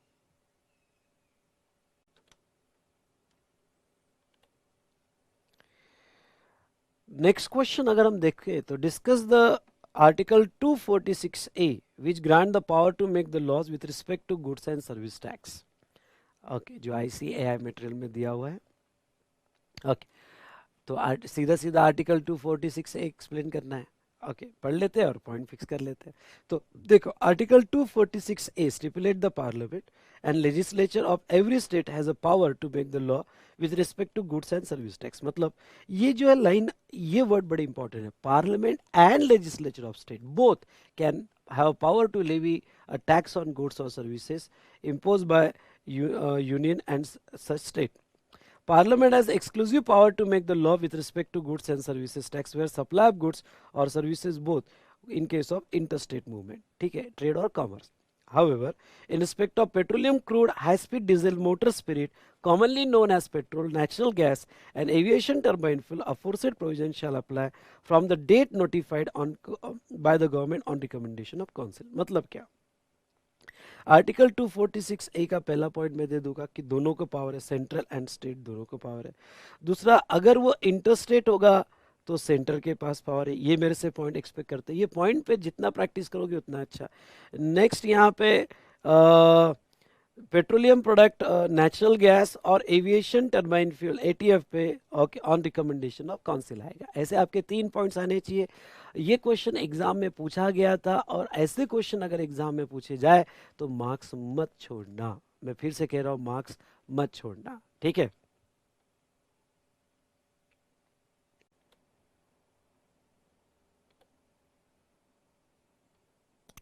Discuss Article 269A pertaining to levy and collection of GST on interstate supply. Article 269A again, article 269 के क्या पॉइंट्स और वो कवर कर रहे हैं। एक बात आपको बता दूं, जो मैंने कस्टम क्वेश्चन भी डिस्कस किया था तब भी बताई थी, और मैं अभी भी बता रहा हूँ क्या, कि आपको ये जो है लर्न नहीं करना है। फिर से सुनना, आपको ये लर्न नहीं करना है कि भाई ये चलो लर्न करते हैं और वर्ड टू वर्ड लर्न करते हैं, नहीं। आपको बार बार पढ़ना है, और बार बार पढ़ने के बाद उसके पॉइंट्स आइडेंटिफाई करना है। दूसरी बात मैं आपको ये बता देता हूँ कि जैसे ही क्वेश्चन आया तो आपको रिकॉल करने की कोशिश नहीं करना है। ओके, ये बहुत बड़ी गड़बड़ है कि मैं आपको ये कहूँगा कि बिल्कुल रिकॉल मत करो, बिल्कुल रिकॉल मत करो। ओके, आप अगर रिकॉल करने जाओगे ना बेटा तो बड़ी गड़बड़ हो जाएगी। गड़बड़ उसमें ये हो जाएगी, रिकॉल करने अगर आप जाओगे और आपको नहीं आया तो कॉन्फिडेंस आप लूज कर दोगे। तो रिकॉल करने की भी कोशिश मत करो। यहाँ पे जब भी क्वेश्चन आए पढ़ो उसको, 1 बार पढ़ो, 2 बार पढ़ो, 3 बार पढ़ो, और उसमें इंस्टीट्यूट हमारे से क्या चाहती है, कौन से पॉइंट चाहती है, पॉइंट पे एम्फोसाइज करो, पॉइंट लिखो, बात खत्म, आगे बढ़ो। देखो बेटा, जितना प्रैक्टिस इस पे करोगे ना उतना आपको बाद में याद आएगा। इसलिए ये गलती तो मत करना कि भाई आपको याद आ जाए आप रिकॉल कर रहे हो, नहीं, ये गलती मत करना कि आप रिकॉल कर रहे हो। रिकॉल करने गए कि गड़बड़ हो गई, आई रिपीट, मैं ध्यान से सुनना, रिकॉल करने गए कि गड़बड़ होगी, तो रिकॉल करने की कोई ज़रूरत नहीं है। जितना आप पढ़ोगे उसके पॉइंट्स आइडेंटिफाई करोगे उतना आपके लिए हेल्पफुल होगा। तो देखो ये क्वेश्चन क्या कहता है, article 269A of the Constitution stipulate that goods and service tax on supplies in the course of interstate trade or commerce shall be levied and collected by the government of India, and such tax shall be apportioned between union and state, okay, in the manner and as may be provided by parliament on recommendation of GST council. मतलब पहला क्या, पहला point आपका ये आना चाहिए कि भाई लेवी जो होगी वो सेंट्रल से होगी, सेंट्रल से होगी यानी पार्लियामेंट से होगी, और यहाँ पे अपोर्शनमेंट होगा बिटवीन सेंटर और state on the recommendation of council. Next, here supply of goods और द सर्विसेज और both in the course of import. अब नेक्स्ट पॉइंट आपका इंपोर्ट वाला पॉइंट आना चाहिए कि इंपोर्ट भी इंटरस्टेट कहा जाएगा और इंपोर्ट भी इंटरस्टेट कहा जाएगा। तो in the course of import into territory of India shall be deemed to be a supply of goods और सर्विसेज और both in the course of interstate trade और commerce. The amount apportion to a state shall not form a part of consolidated fund of India. ये भी point आना चाहिए कि जो भी स्टेट को दिया जाएगा वो कंसोलिडेटेड फंड ऑफ इंडिया नहीं माना जाएगा। ये कंसोलिडेटेड फंड ऑफ इंडिया क्या होता है, एक तो क्या होता है कि सेंट्रल के पास जो भी पैसा आता है तो बहुत सी बार स्टेट के खर्चों के लिए नेचुरल कैलामिटी के केस में सेंट्रल स्टेट को पैसा देती है, क्योंकि वो एक फंड जमा होता है जिसे कंसोलिडेटेड फंड ऑफ इंडिया कहा जाता है। पर एसजीएसटी का amount consolidated fund of India का नहीं माना जाएगा, वो स्टेट का ही माना जाएगा। आईजीएसटी का भी जो 50% पोर्शन है वो स्टेट का ही माना जाएगा, वो कंसोलिडेटेड फंड ऑफ इंडिया नहीं माना जाएगा। Where the amount collected of IGST has been used for payment of SGST or vice versa, the such amount shall not form a part of consolidated fund of India state respectively. This is to facilitate the transfer of fund between center and state. Parliament is empowered to formulate the principles for determining the place of supply. हाँ, next point place of supply पे आपका आना चाहिए। Sorry, next point आपका consolidated fund of India, fund of India. अब चलो ये 3 line में नहीं लिखी, बस आपने एक लाइन भी लिखी कि this should not be treated as a part of consolidated fund of India. That's enough, that's enough.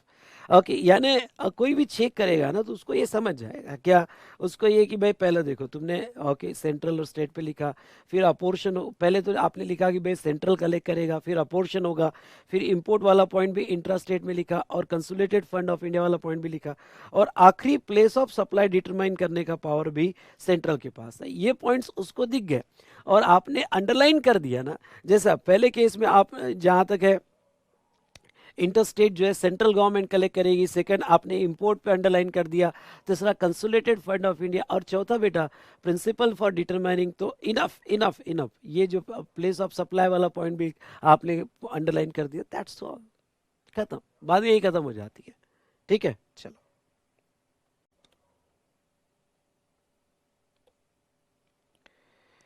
Next question देखो बेटा। State the government has exclusive power to notify the transaction to be supply of goods and services. Discuss the correctness of the statement. Uh, State government has exclusive power to notify transaction to be supply of goods or services. ऐसा है? नहीं. This statement is not correct. Okay, supply of goods और services notify करने का power central as well as state on recommendation of GST council दिया हुआ है।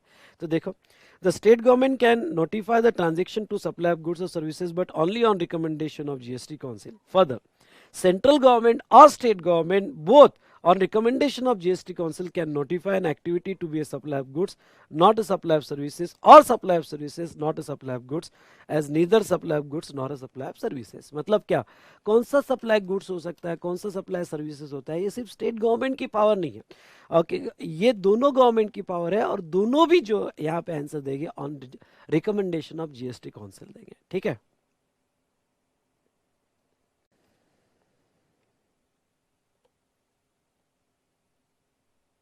चलिए।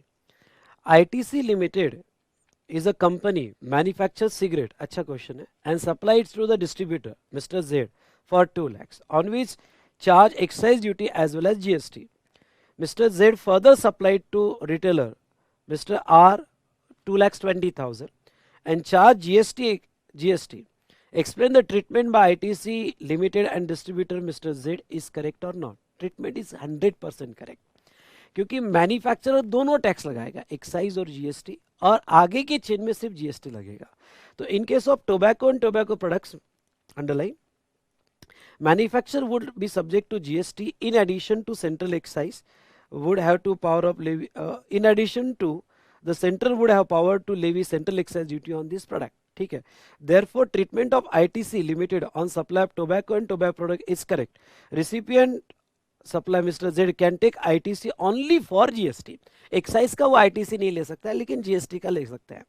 इन case of further supply by mister Z to retailer mister R would subject to GST only, therefore treatment by Z is correct. ठीक है, दोनों की treatment बिल्कुल सही है।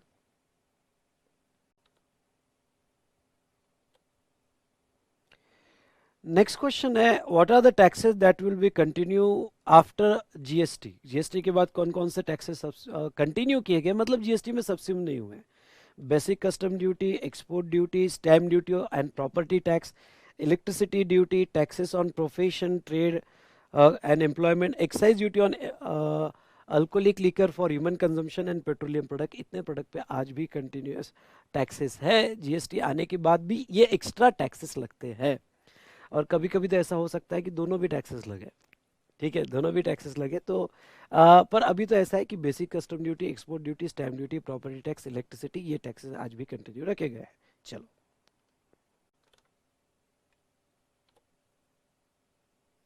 देखिए, right a short note on goods and service tax council. अच्छा question है, इंपॉर्टेंट आ सकता है।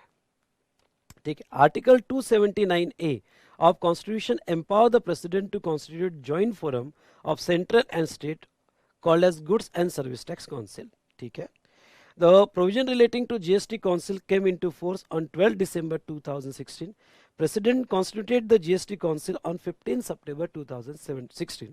डेट याद रही तो ठीक, अदरवाइज ये पॉइंट छोड़ देना। Next, Union Finance Minister is the chairperson of the council, and minister in charge of finance or taxation or any other minister nominated by each of the state or union territory with legislature are its member.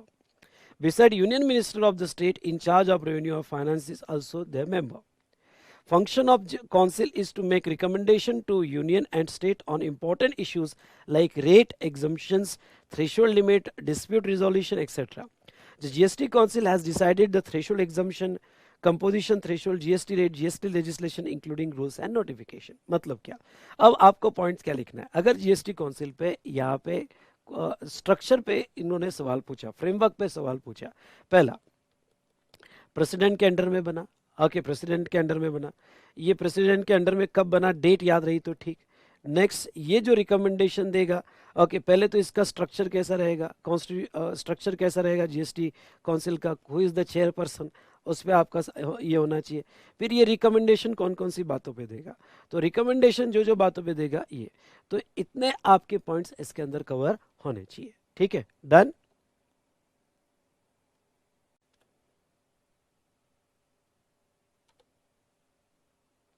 देखो, we state have been categorise as a special category of state under GST. ये list जो है याद रखे तो ज़्यादा अच्छा। Arunachal Pradesh, Assam, Jammu and Kashmir, Manipur, Meghalaya, Mizoram, Nagaland, Sikkim, Tripura, Himachal Pradesh and Uttarakhand. Okay तो ये जो स्टेट है ये स्पेशल कैटेगरी ऑफ स्टेट में क्लासीफाई किया गया है। इनको कोई स्पेशल बेनिफिट तो नहीं है, बस इतना है कि प्रोसीजरल बेनिफिट है, यानी ये अपना थ्रेशोल्ड अलग से फिक्स कर सकते हैं। यहाँ पे ये जो है अपनी लिमिट अलग से प्रिस्क्राइब कर सकते हैं कंपोजिशन लेवी की, या कुछ प्रोसीजर अलग से कर सकते हैं, लेकिन कोई स्पेशल टैक्स बेनिफिट नहीं है। मेरा ये कहना है कोई स्पेशल टैक्स बेनिफिट नहीं है। हाँ, कुछ प्रोसीजर ये स्पेशल कैटेगरी ऑफ स्टेट अपना अलग से चला सकते हैं।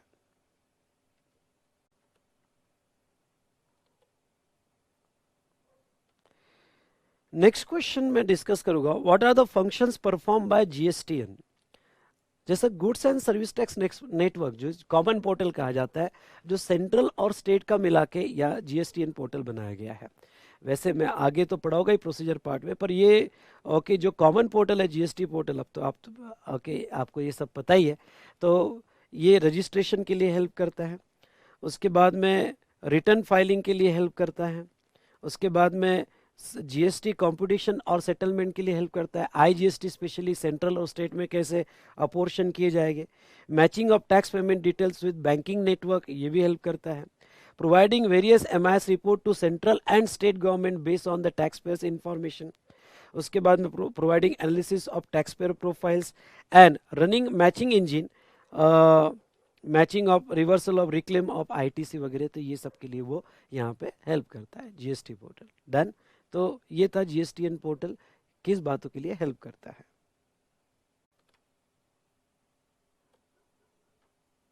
देखिए next, list out some of benefit of GST that accrues to the economy. बिल्कुल भाई, बेनिफिट बहुत सारे बता सकते हैं, आपने तो कुछ ही पूछे। Creation of unified national market, GST has made India a common market with common tax rate and procedure. Further, it has removed the economic barriers, resulting in an integrated economy at the national level. उसके बाद में next, make in India initiative को help किया है। GST has given a major boost to Make in India initiative of the government of India by making goods and service tax produced in India competitive in national as well as international market. This will make India as a manufacturing hub, enhance investment and employment. The subsuming the major central and state taxes GST complete and comprehensive set of input on goods or services and phasing out the central sales tax has reduced the cost of locally manufactured goods as well as services. Resultantly, the competitiveness of the Indian goods and services in international market has increased, which have given the boost to investment and Indian export. With a boost in export and manufacturing activity, more employment is likely to be generated.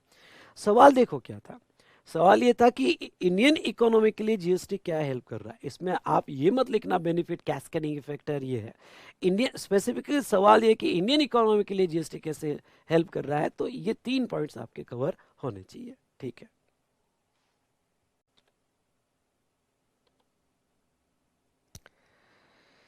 Bring out the silent features of cross utilization of ITC under GST law. Very simple, exam में आया question है। Cross utilization, IGST का credit हम IGST में पहले use करेंगे, बाद में जहाँ तक है CGST और SGST in any proportion. CGST का क्रेडिट CGST और IGST, SGST का क्रेडिट SGST और IGST. देखो, input tax credit of CGST, SGST, UTGST available throughout the supply chain, but cross utilization of CGST and SGST or UTGST is not possible. CGST credit cannot be utilized for payment of SGST or UTGST, or SGST or UTGST credit cannot be utilized for क्या CGST. However, cross utilization is allowed between CGST, SGST, UTGST and IGST. IGST के साथ credit utilize हो सकता है तीनों का, मतलब CGST, SGST, UTGST. Credit of IGST can be utilized for the payment of CGST, SGST and UTGST vice versa. ठीक है.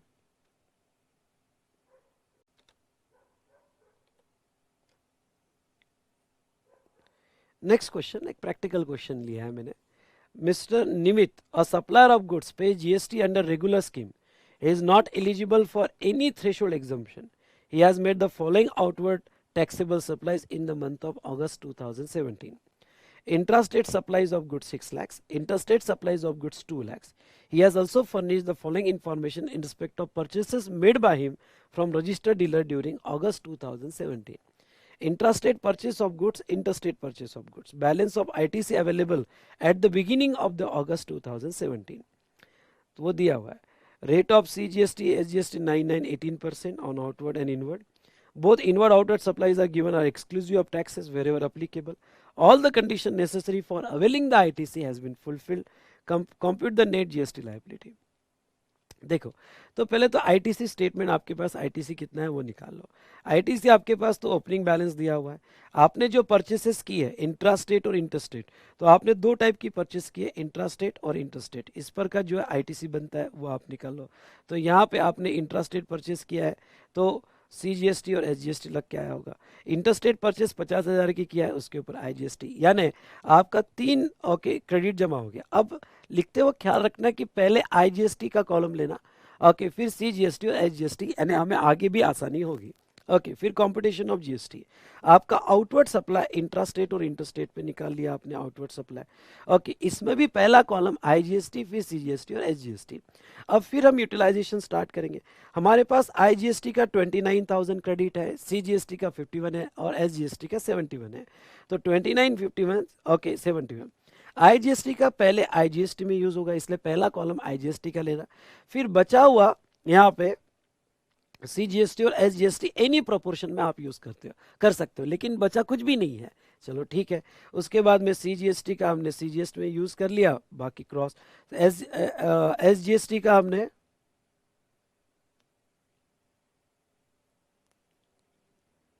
हाँ SGST का जो है मैंने IGST में और 54,000 इधर यूज किया. सर फिर आपने CGST क्यों नहीं यूज किया? CGST में तो IGST में यूज हो सकता था, लेकिन बेटा क्या है कि CGST का आउटपुट ही ज्यादा पेएबल है ना, तो वो उसमें ही कंज्यूम हो गया. फिर IGST में यूज करोगा ना, पर उसमें ही कंज्यूम होगा. SGST मेरे पास एक्स्ट्रा, इसलिए उसके अंदर मैंने यूज किया है. तो इस तरह से आपका यूटिलाइजेशन होगा. ठीक है, और बैलेंस जो भी रहेगा SGST का वो कैरी फॉरवर्ड होगा.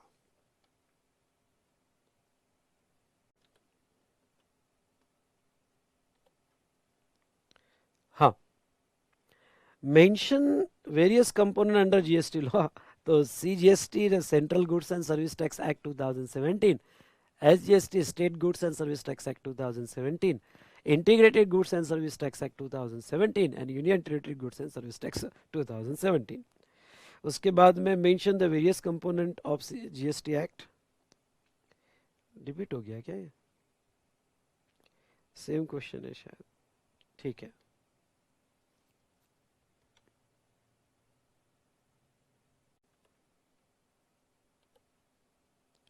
हाँ, ये भी क्रेडिट यूटिलाइजेशन पे बेटा, यहाँ पे एग्जाम में आया हुआ है.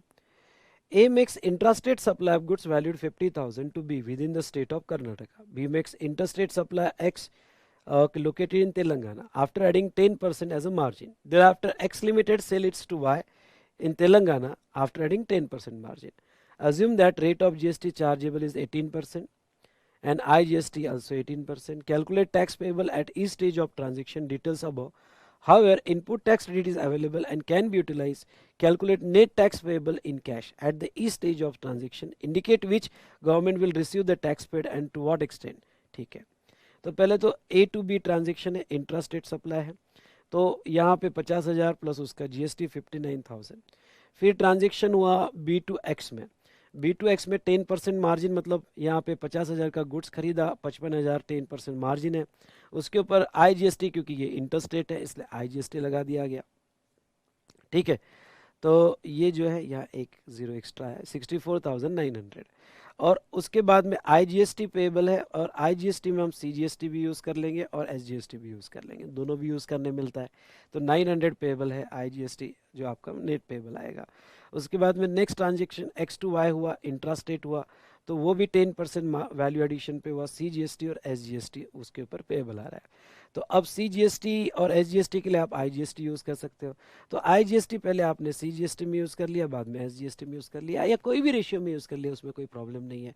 तो आपका जो एसजीएसटी 990 पेबल है, आप कोई भी रेशियो में आईजीएसटी यूज़ कर सकते हो, 990 पेबल है। तो इस तरह से ये जो है यहाँ पे मैंने बताया है कि, और रेवेन्यू अलोकेशन किसको कितना मिलेगा नीचे मैंने बताया हुआ है। तो इस तरह से बेटा यहाँ पे ये प्रॉब्लम हमने देखा।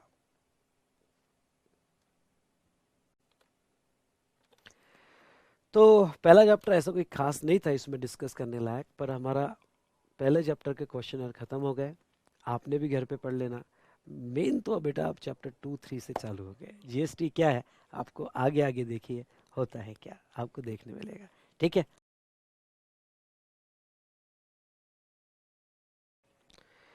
Well guys, this is time for question या डिस्कशन। सबसे पहले तो जो स्टूडेंट के सवाल आ रहे हैं, मैं पहले तो जो सवाल आ रहे हैं उसके आंसर मैं दे देता हूँ कि सर ये क्वेश्चन या जो डिस्कशन है ये ऐड करने से हमारा लेक्चर का टाइमिंग लगभग 3.25 घंटा या 4 घंटा हो जाता है। बिल्कुल हो जाता है बेटा, लेकिन मैं चाहता हूँ कि लेक्चर के साथ ही आप क्वेश्चन या डिस्कशन कर लो तो बहुत अच्छी बात हो जाएगी, मतलब साथ साथ में हमारा क्वेश्चंस भी कंप्लीट हो जाएगी। लेकिन ये क्वेश्चंस आपको सेपरेटली यूट्यूब पे भी अवेलेबल है, जो आप बाद में भी दे सकते हो, ओपन अवेलेबल हो जाएंगे, तो मैं ये ओपन भी अवेलेबल करवा दूंगा क्वेश्चंस, तो आप बाद में भी दे सकते हो। तो दोस्तों अब अगर आपको सिर्फ हमारा जो लेक्चर डिस्कशन करना है 3.25 घंटे 3.5 घंटे का, उतना कर लो। क्वेश्चन या डिस्कशन जो है बाद में भी कर सकते हो, लेकिन मैं आपको एक स्ट्रॉन्ग सजेशन देना चाहूँगा, क्योंकि आप इनफ मैच्योर्ड हो और फाइनल लेवल के स्टूडेंट्स हो, इसलिए मैं आपको ये सजेशन देना चाहूँगा कि यहाँ पे मेरे साथ ही ये क्वेश्चंस कंप्लीट कर लो। ठीक है, कोई भी पेंडिंग चीज फाइनल लेवल पे बाद में कंप्लीट नहीं होती है, ये आपको बहुत अच्छा खासा एक्सपीरियंस है। इसलिए कोई स्टूडेंट ये सोचता होगा कि नहीं ये क्वेश्चन है मैं बाद में कर लूँगा, नहीं होता है, इसलिए आप मेरे साथ ही कर लेना। दूसरा, मैंने पहले सेशन में एक्सप्लेन किया था, उसके बाद में भी मुझे क्वेश्चन डाउट्स आ रहे हैं कि सर ये जो है हमें कहाँ मिलेगा क्वेश्चन। अभी तक हमारी फिजिकल नोट्स नहीं आई हैं, फिजिकल नोट्स आने में टाइम भी लगेगा। जो अभी मेरे साथ डे बाय डे क्लास कर रहे हैं, हाँ जो थोड़ा लेट परचेस करेंगे उनको तो मिल जाएगी नोट्स। तो सर हमारी फिजिकल नोट्स नहीं आए तो हम ये पीडीएफ कहाँ से डाउनलोड करें। तो मैंने पहले इंट्रोडक्शन लेक्चर में बताया था कहाँ से डाउनलोड करना है, लेकिन फिर से एक बार मैं बता देता हूँ आपको कि आपको ये पीडीएफ कहाँ से डाउनलोड करना है। तो दोस्तों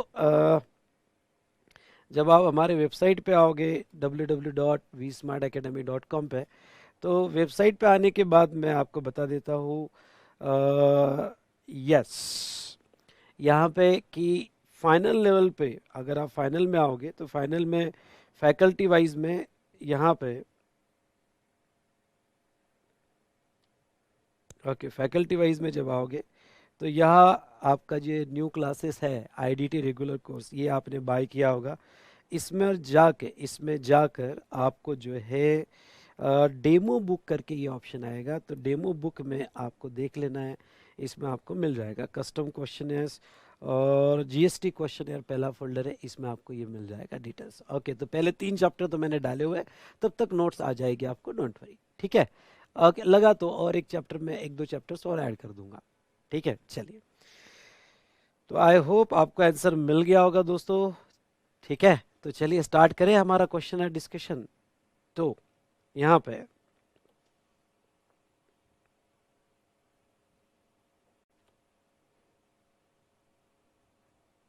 तो हम पहला चैप्टर स्टार्ट करेंगे, और पहला chapter charge of tax and concept of supply. ठीक है, आ, और एक बात कर दूं मैं कि मैं क्वेश्चन या डिस्कशन जो है एक साथ रिकॉर्ड कर रहा हूँ, इसलिए जब भी क्वेश्चन या डिस्कशन हमारा स्टार्ट होगा तो मेरा ड्रेस कोड यही होगा।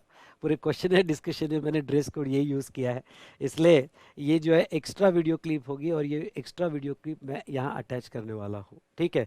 तो हर सेशन के बाद जो मैं रिकॉर्ड करके रखता हूँ, क्योंकि ये नया क्वेश्चन है, तो मैं मेरे हिसाब से रिकॉर्ड करके जो है ये जो है वीडियो क्लिप हर सेशन के बाद मैं अटैच करता हूँ। तो मैं चाहता हूँ कि आप जो है ये जो क्वेश्चन या डिस्कशन है ये लेक्चर के साथ ही देखो तो आपको ज़्यादा बेनिफिशियल होगा। डन। चलो, हमारा chapter 2 concept of supply. Topic wise कितने क्वेश्चंस मैंने कवर किए इसमें तो मैंने दिया ही है, एज वेल एज मैं आपको ये कह दूं कि मैंने ICAI मटेरियल के सभी क्वेश्चंस कवर किए हैं, एग्जामिनेशन क्वेश्चंस भी कवर किए हैं, RTP मॉक टेस्ट पेपर के भी क्वेश्चंस कवर किए हैं और अदर। एक बात मैं आपको कह दूं कि ये तो इंडिविजुअल इस चैप्टर पे क्वेश्चन पूछे, पर बहुत सी बार मिक्स क्वेश्चन पूछते हैं, जैसे supply plus valuation plus RCM plus exemption. तो ऐसा नहीं कि सप्लाई पे उन्होंने सिर्फ एग्जाम में सिर्फ 2-3 बार ही पूछा है, हर हर एग्जाम में केस स्टडी आती है, पर वो मिक्स केस स्टडी आती है। तो ये मिक्स केस स्टडी के लिए एक सेपरेट चैप्टर मैंने रखा हुआ है कि कंपटीशन ऑफ GST करके एक सेपरेट चैप्टर है, जहाँ कि सभी मिक्स प्रॉब्लम लूँगा, जिसमें सप्लाई के भी कंसेप्ट हो गए, कंपोजिट मिक्स सप्लाई के भी कंसेप्ट हो गए, RCM के भी हो गए, ITC के भी मिक्स हो गए, तो वो चैप्टर अलग है। पर एक्सक्लूसिवली सप्लाई ये चैप्टर पे एग्जाम में यहाँ पे क्वेश्चन 2-3 बार यहाँ पे पूछा हुआ है, ठीक है। RTP मॉक टेस्ट पेपर और मैंने भी बहुत सारे क्वेश्चंस इसमें के तैयार किए हैं। तो लगभग अप्रोक्सीमेटली हम 62 क्वेश्चंस इसमें डिस्कस करने वाले हैं। कितने बेटा? 62 क्वेश्चंस ये चैप्टर पे, मोर देन इनफ। और आपको मैं एक बात कहूँ क्या फिर से, मज़ा तो अब आएगा, क्योंकि चैप्टर 1 में डिस्कस करने लायक कुछ भी नहीं था, वो तो बेसिक कंसेप्ट था। लेकिन मैं आपको ये कह दूं कि मैक्सिमम स्टूडेंट्स ये कहते हैं कि सर का क्वेश्चन पढ़ लो, हमारा सब कुछ कवर हो जाता है। तो बहुत से स्टूडेंट रेगुलर बुक बाजू में रख देते हैं और क्वेश्चन पढ़ना शुरू कर देते हैं। तो दोस्तों मैं आपको कहूँगा कि यस, आप भी जो है रेगुलर बुक आपने एक बार पढ़ लेना है, फिर डायरेक्ट आपने क्वेश्चन से भी किया तो भी चलेगा। क्वेश्चंस पढ़ने का तरीका मैं आपको कंटिन्यूस बताते रहूंगा। मेरा ये क्वेश्चन डिस्कशन लेने का ऑब्जेक्ट बस इतना ही है कि आपको क्वेश्चन पढ़ने का तरीका आना चाहिए। और एक बात ऑलवेज ध्यान रखना, जब भी आप क्वेश्चन पढ़ो क्या, तो ये बात ध्यान रखना कि आपने क्वेश्चन देखते खुद याद करने की कोशिश नहीं करना है, खुद याद करने की कोशिश नहीं करना है। जब मैं पढ़ता था तो मैं कैसे क्वेश्चन आंसर देखता था, तो मैं ऐसा होता था कि हाँ ये क्वेश्चन है, मैं ज़्यादा दिमाग को स्ट्रेस नहीं देता था, और मैं अच्छा रिजल्ट भी लेके आ चुका हूँ। DT IDT और लॉ मैंने ऐसे ही पढ़ा, और तीनों सब्जेक्ट में मुझे अबव 75 मार्क्स है।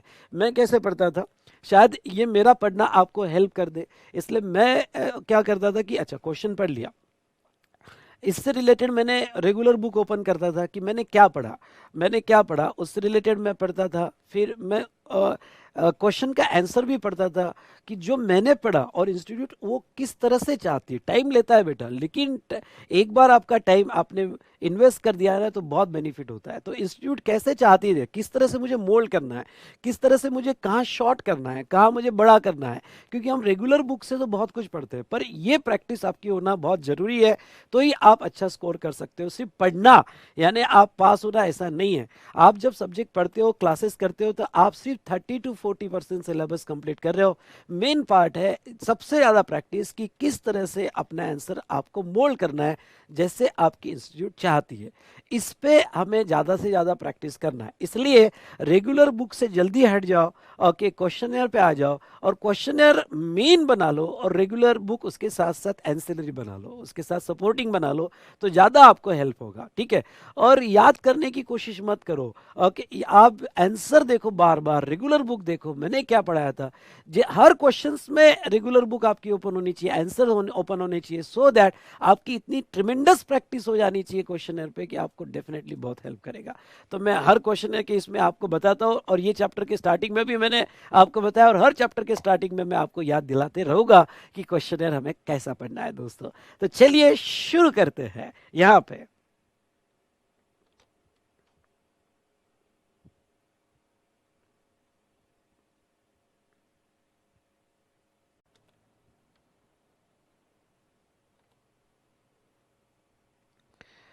पहला क्वेश्चन ये रहा आपके सामने, बहुत ही इजी क्वेश्चन है, बहुत इजी क्वेश्चन है। और क्वेश्चन है what is the taxable event under GST, बताइए। ऐसा क्वेश्चन है तो मार्क्स में छोड़ना। Taxable event under GST supply of goods और सर्विसेज और बोथ। ओके, वो मे बी इंट्रास्टेट हो सकता है और मे बी इंटरस्टेट हो सकता है। ओके, तो ये टैक्सेबल इवेंट है अंडर जीएसटी, इंट्रास्टेट सप्लाई या इंटरस्टेट सप्लाई। अब आपको अगर ये क्वेश्चन आ गया एग्जाम में तो आपको क्या ध्यान रखना है, सेक्शन 9 कोट करना है। आपको तो याद है सेक्शन 9 हमारा चार्जिंग सेक्शन है, वहां से सब कुछ शुरुआत होती है। और आपको ये जो है सप्लाई पे, पर अगर आप आंसर सिर्फ सप्लाई लिखोगे तो मार्क्स पूरे नहीं आएंगे। आपको ये भी पॉइंट कवर करना है कि इंट्रास्टेट और इंटरस्टेट सप्लाई पे कौन कौन से टैक्सेस लगते हैं। ओके, तो यहाँ ये हमारा पहला क्वेश्चन था।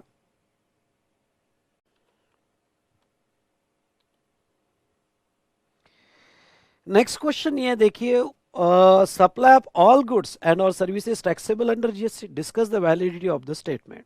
ठीक है, आपको क्या लगता है, क्या सभी गुड्स और सभी सर्विसेज पे जीएसटी आता है? तो स्टेटमेंट आंसर आ गया होगा इन, नो नहीं आता है, इनकरेक्ट। ठीक है, तो फिर लिखना कैसे, क्या वो चाहते हैं? तो अब ये हमें जरूर देखना है कि वो क्या चाहते हैं और इसको लिखना कैसे। इसलिए याद करने की कोशिश से ज्यादा आंसर रीड करो और ये वो उसकी आत्मा तक पहुंचो कि इंस्टीट्यूट हमारे से क्या चाहती है। तो दोस्तों यहाँ पे अगर हम देखें तो चलो ये स्टेटमेंट पे आ जाओ। यहाँ पे the statement is incorrect, supplies of all goods and services are taxable except alcoholic liquor for human consumption।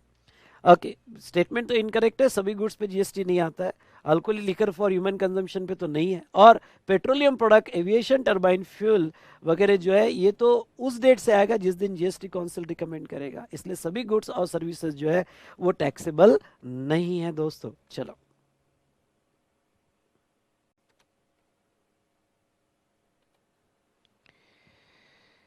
Differentiate between taxable supply and non taxable supply, question अच्छा है, आ सकता है। ओके, टैक्सेबल सप्लाई मतलब जिसके ऊपर लेवी है। Sir हमें ये सबसेक्शन लिखना है क्या? कोई जरूरत नहीं है, एज पर सेक्शन 2 भी लिखा तो भी चलेगा। जिसके ऊपर लेवी है ऑन गुड्स और सर्विस लेविएबल टू जीएसटी, और नॉन टैक्सेबल मतलब not leviable to GST under this act और अंडर आईजीएसटी एक्ट। ठीक है, fall under the purview of supply. Taxable supply ये सेक्शन 7 के सप्लाई में आता है और ये सेक्शन 7 के स्कोप में नहीं आता है। नॉन टैक्सेबल सप्लाई सेक्शन 7 के स्कोप में नहीं आता। और एग्जांपल जैसे कोई भी गुड्स टैक्स है, गोल्ड है, ज्वेलरी है, सिल्वर आर्टिकल है, तो पेट्रोल डीजल वगैरह ये नॉन टैक्सेबल सप्लाई बोला जाएगा। ठीक है, जहां तक एक बात मैं कह दूं आपको, alcoholic liquor for human consumption, यहाँ पे ये सप्लाई ही नहीं माना जाता है, जीएसटी के out of scope of GST माना जाता है। अल्कोहल मतलब उसको आप टैक्सेबल नॉन टैक्सेबल बोलो ही मत, वो out of the scope of GST, क्योंकि आर्टिकल 366 क्लॉज 12 तो जो ये क्लॉज कहता है कि अल्कोहल जीएसटी के स्कोप में ही नहीं आएगा। इसलिए बहुत लोगों का मानना है कि अल्कोहलिक लिकर ये नॉन टैक्सेबल भी नहीं है, वो out of the scope of GST है। ठीक है, तो ये क्वेश्चन था टैक्सेबल और नॉन टैक्सेबल सप्लाई पर।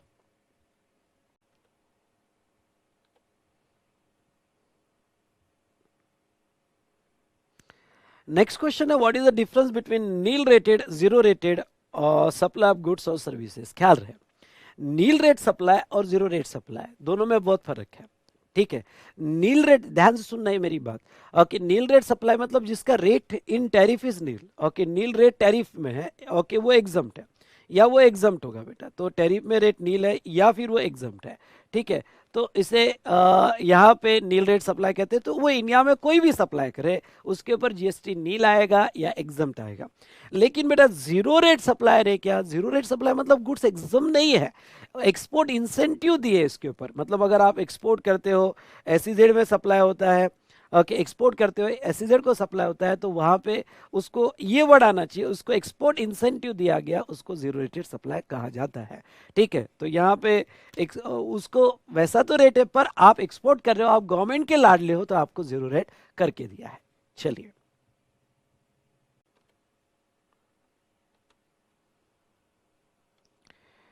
सिंपल डेफिनेशन है। नेक्स्ट क्वेश्चन में define the following terms, person, supplier and recipient. Okay, person, supplier and recipient. Person की डेफिनेशन तो सिंपल ये है, individual, HUF, company, firm, LLP, association of person, body of individual, weather incorporated in India और not, corporation established under the any central state act, any body, corporate, cooperative society, local authority, central government, society, और every artificial judicial person. Supplier कौन और recipient कौन, मैं आपका ध्यान लाना चाहूँगा रिसिपिएंट पे. ओके, रिसिपिएंट मतलब यहाँ पे थोड़ा याद रखिएगा, अगर कंसिडरेशन है तो जो कंसिडरेशन दे रहा है वो recipient. A person where consideration is payable, the person who is liable to pay that consideration. और नो कंसिडरेशन होगा और सप्लाई ऑफ गुड्स होगा, और नो कंसिडरेशन है और सप्लाई ऑफ सर्विसेज है. तो अगर गुड्स होगा तो जिसको गुड्स डिलीवर्ड किया, जिसको पोजीशन दिया, वो रिसिपिएंट माना जाएगा. और सर्विस के केस में जिसको सर्विस रेंडर्ड किया. और जहां तक है रिसिपिएंट के केस में उसका एजेंट भी कवर होगा, जो एजेंट रिसिपिएंट के बिहाफ पे वर्क कर रहा है. तो रिसिपिएंट की ये डेफिनेशन है. ये डेफिनेशन इसलिए इंपॉर्टेंट है बेटा क्योंकि रिवर्स चार्ज इसके ऊपर है, प्लेस ऑफ सप्लाई इसके ऊपर है, इसलिए ये रिसिपिएंट का डेफिनेशन यहाँ पे मैंने कवर किया है. Done.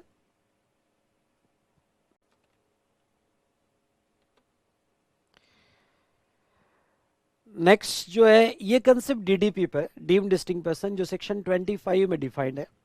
Smart Private Limited has head office located in Bangalore, Karnataka. However, the branch of Smart Private Limited is located in state of Gujarat. Will they fall under the ambit of deemed distinct person under GST Act? तो यहाँ पे उनका head office जो है, अगर आप ध्यान से देखो तो, अगर आप यहाँ ध्यान से देखो तो हेड ऑफिस जो है बेटा बैंगलोर कर्नाटका में, और ब्रांच ऑफिस जो है स्टेट ऑफ गुजरात में है.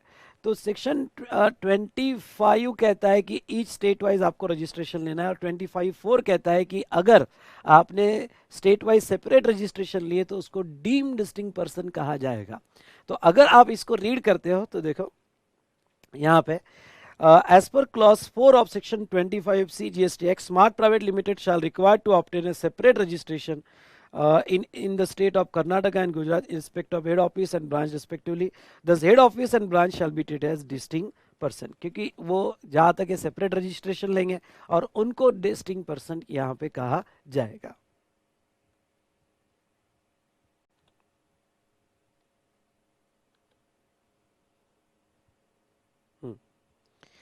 Shreya Limited is having establishment in Goa and has another establishment in Union Territory of Chandigarh. Will be they are treated as establishment of deemed distinct person? Correct कहा जाएगा. देखो section, अब देखो यहाँ पे एक एस्टेब्लिशमेंट जो है गोवा में है, another establishment in union territory of Chandigarh. तो अब देखो दोनों रजिस्टर्ड है या नहीं है. अब मैं ध्यान लाना चाहूँगा सेक्शन 25. सेक्शन 25 अगर हम डिस्कस करें बेटा तो 25(4) में वो एक रजिस्टर्ड पर्सन है और दूसरा रजिस्टर्ड पर्सन है, तो ऐसे केस में दोनों को डीडीपी कहा जाता है, डीडीपी कहा जाता है. और सेक्शन 25(5) में अगर एक रजिस्टर्ड है और दूसरा एस्टेब्लिशमेंट है और अदर स्टेट में है, ये भी अदर स्टेट में है और ये भी अदर स्टेट में है, तो ऐसे केस में इसको डीडीपी कहा जाता है. अब ये प्रॉब्लम में कुछ दिया नहीं है, इसलिए मैंने 25(5) का रेफरेंस लिया है. A person obtain or required to obtain registration in the state or union territory in relation to establishment in another state or union, then such establishment shall be treated as establishment of distinct person. Shreya Limited has required to obtain a separate registration in Goa, Chandigarh in respect of both establishment and shall be treated as distinct person. अब देखो इसका answer आप 25(5) में भी दे सकते हो, 25(4) में भी दे सकते हो. अगर आप ये बेस लेके चलते हो कि भाई दोनों सेपरेट रजिस्ट्रेशन ले रहे हैं तो फिर 25(4) में वो डिस्टिंक्ट पर्सन हो गया, या आप ये बेस ले रहे हो कि एक में वो रजिस्टर्ड है और एक में अनरजिस्टर्ड है, तो ऐसे केस में मतलब एक स्टेट में सिर्फ एस्टेब्लिशमेंट है, तो ये केस में 25(5) में आप जो है ओके डीम्ड डिस्टिंक्ट पर्सन ले सकते हो. तो यहाँ सेपरेट आंसर आप ले सकते हो, सेपरेट व्यू ले सकते हो. ठीक है, तो यहाँ पे आपका सेपरेट व्यू हो सकता है. डन. चलिए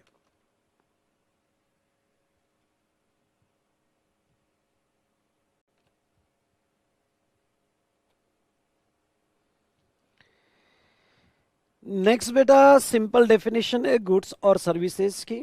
गुड्स की डेफिनेशन अगर आप ध्यान से देखिए तो गुड्स की definition means every kind of movable property other than money or securities but include actionable claim and growing crops and etc. Goods की definition है. Service मतलब anything other than goods, money and security but includes activity relating to such use of money or conversion of money जिसका separate consideration लगाया जा रहा है.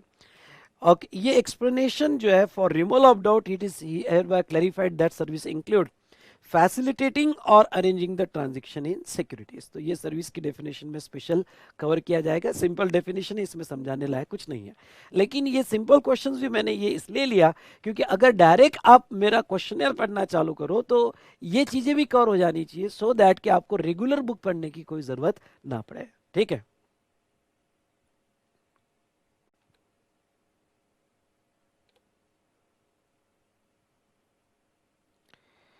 Next question देखो। Vikramaditya is a salaried employ and planning to invest in stock. ठीक है, he has open a trading account with the broker during the month Vikramaditya undertook future contract without a physical delivery option but are cash settle on expiry of contract date amounting to 35 lakhs. Vikramaditya need your advice whether future contract undertaken by him amount to supply are liable to GST or not. ठीक है, अब मैं थोड़ा discussion आपके साथ करना चाहूँगा ये केस स्टडी पे। अगर ये केस स्टडी आप ध्यान से देखते हो बेटा तो ये फ्यूचर कॉन्ट्रैक्ट पे है और फ्यूचर कॉन्ट्रैक्ट उसने किया हुआ है। गुड्स की डेफिनेशन देखे या सर्विस की डेफिनेशन देखे, दोनों के केस में जो है यहाँ पे फ्यूचर सिक्योरिटीज कॉन्ट्रैक्ट एक्सक्लूड किए गए हैं। तो अगर आपका ये कहना है कि फ्यूचर कॉन्ट्रैक्ट सिक्योरिटीज कॉन्ट्रैक्ट है तो ना गुड्स में आएगा ना सर्विस में आएगा और इसके ऊपर कोई जीएसटी नहीं लगेगा। ये तो हमारी अंडरस्टैंडिंग हुई। अब हम देखते आंसर पढ़ते हैं और आंसर में कितने पॉइंट्स हमारी इंस्टीट्यूट कवर करना चाहती है इसको भी देखते हैं। चलो, जैसा यहाँ पे for a transaction fall with in the purview, अगर आप इसको ध्यान से पढ़ो तो for a transaction fall with in the purview of supply it must be supply इधर ऑफ गुड्स और सर्विसेज और both. The definition of term goods and services specifically excludes securities from their purview. The derivative are included in the definition of securities. मतलब क्या? पहला तो point उन्होंने cover किया और पहला पॉइंट क्या कवर, इस पे ज्यादा एम्फोसाइज करना। अच्छा, पहला पॉइंट ये कवर किया कि कोई भी ट्रांजेक्शन को जीएसटी में लाना है, सप्लाई करना है तो वो गुड्स और सर्विस के डेफिनेशन में होना चाहिए। दूसरा, गुड्स और सर्विस की डेफिनेशन पूरी डिफाइन नहीं की। दूसरा पॉइंट उन्होंने कवर किया कि गुड्स और सर्विस के डेफिनेशन में सिक्योरिटी एक्सक्लूड होती है। तीसरा, ओके, डेरिवेटिव कॉन्ट्रैक्ट ये जो है सिक्योरिटीज में आते हैं और not liable to GST. Further, contract are in the nature of financial derivative price of which depend on the value of underlying stock of index stock और certain approved currency and settlement happen normally by way of the net settlement with no actual delivery. Okay, तो ये आपका थोड़ा description आना चाहिए कि ये current contract कैसा है। Such future contract are in the nature of derivative qualify as a security and not subject to GST. तो ये आपके 3 पॉइंट। एक बार फिर से नेचर समझ लेते हैं। पहला, तो वो जो है सप्लाई तभी कहा जाएगा जब वो गुड्स और सर्विस का होगा। गुड्स और सर्विस से एक्सक्लूड होती है सिक्योरिटीज। डेरिवेटिव कॉन्ट्रैक्ट है सिक्योरिटी कॉन्ट्रैक्ट कहा जाता है। Given future contract derivative contract कैसे, उसका भी एक्सप्लेनेशन दिया है। सिर्फ अपने आप को समझाओ, वर्ड्स पे बाद में जाओ कि क्या पॉइंट सही है। उसके बाद में next, in view of above discussion it info that the future contract undertaken by Vikramaditya, यानी फोर्थ जो है कंक्लूजन दिया गया है। तो ये इस तरह से आपके 4 पॉइंट अरेंज होने चाहिए और ये अरेंज होने के बाद आपका आंसर आना चाहिए। अगर इस तरह से आपने अरेंज किया और एग्जाम में ये क्वेश्चन आ गया तो बेटा मार्क्स पूरे मिल जाएंगे। ठीक है, तो चलिए इस तरह से आपका आंसर प्रेजेंटेशन होना चाहिए।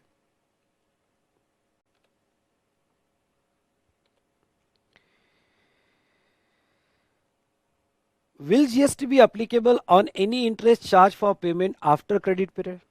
Interest charge for payment after credit period. ठीक है, ख्याल रहे। जैसे मैंने आपको पढ़ाते वक्त ये भी पढ़ाया था, एक बार फिर से बता देता हूँ। इंटरेस्ट 2 टाइप का होता है। ओके, यहाँ एक्सप्लेनेशन जरूर देखना मेरा। इंटरेस्ट बेटा 2 टाइप का होता है। मैं थोड़ा ये बताऊँ तो इंटरेस्ट, ठीक है, एक होता है लोन एडवांसेस और डिपॉजिट, एडवांसेस और डिपॉजिट, ठीक है, और दूसरा होता है यहाँ पे इंटरेस्ट जो है लेट पेमेंट के लिए, late payment from the debtors. तो अगर आपने लोन दिया, इंटरेस्ट मिल रहा है, या फिर आपने कोई माल बेचा, सर्विसेज प्रोवाइड की और कस्टमर से लेट पेमेंट आया, दोनों केस में इंटरेस्ट लगता है। तो अब वो सवाल क्या पूछ रहे हैं, सवाल ये पूछ रहे, अगर आप ध्यान से देखो तो सवाल ये पूछ रहे बेटा कि whether GST is applicable on any interest charge for payment after credit period. तो following activity liable to interest for use of money, ये सर्विस है। ओके, और for delay payment of consideration, मतलब आपको डेटर से लेट आया है। Interest on loan advance deposit is subject to exemption but by of interest late fee penalty for delay payment of consideration liable to GST. है तो दोनों भी service, ध्यान से सुनना, है तो दोनों भी सर्विस। क्यों? क्योंकि यूज ऑफ मनी, सर्विस मतलब anything other than goods, anything other than good service कही जाएगी, ये पॉइंट। और दोनों कैटेगरी के इंटरेस्ट जो है वो सर्विस के डेफिनेशन में आते हैं, पर फिलहाल यूज ऑफ मनी का इंटरेस्ट एग्जम्प्ट है, लेकिन delay payment of consideration, okay, इसको मैं वैल्यूएशन चैप्टर में भी आगे अच्छे से पढ़ा होगा। डिले पेमेंट ऑफ कंसिडरेशन मतलब आपने कोई गुड्स बेचा, सर्विसेज प्रोवाइड की और कस्टमर से पैसा लेट आया, तो वो जो कस्टमर से पैसा लेट आया दोस्तों, उस वो इंटरेस्ट वैल्यू में ऐड होता है और उसको जीएसटी लगता है। डिटेल डिस्कशन हम वैल्यूएशन चैप्टर में देखेंगे। Okay, done. ओके, तो अच्छे से करो आईडीटी, और अब वो 80 जाना है आईडीटी में, इस बार 80 पर, ठीक है।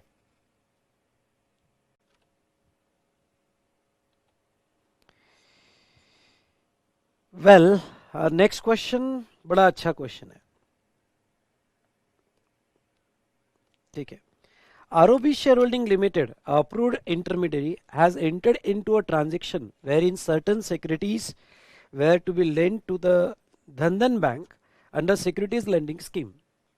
Dhan Bank shall pay specified lending fees against the lending of securities to it. Explain the taxability of transaction involved in the securities lending scheme 1997.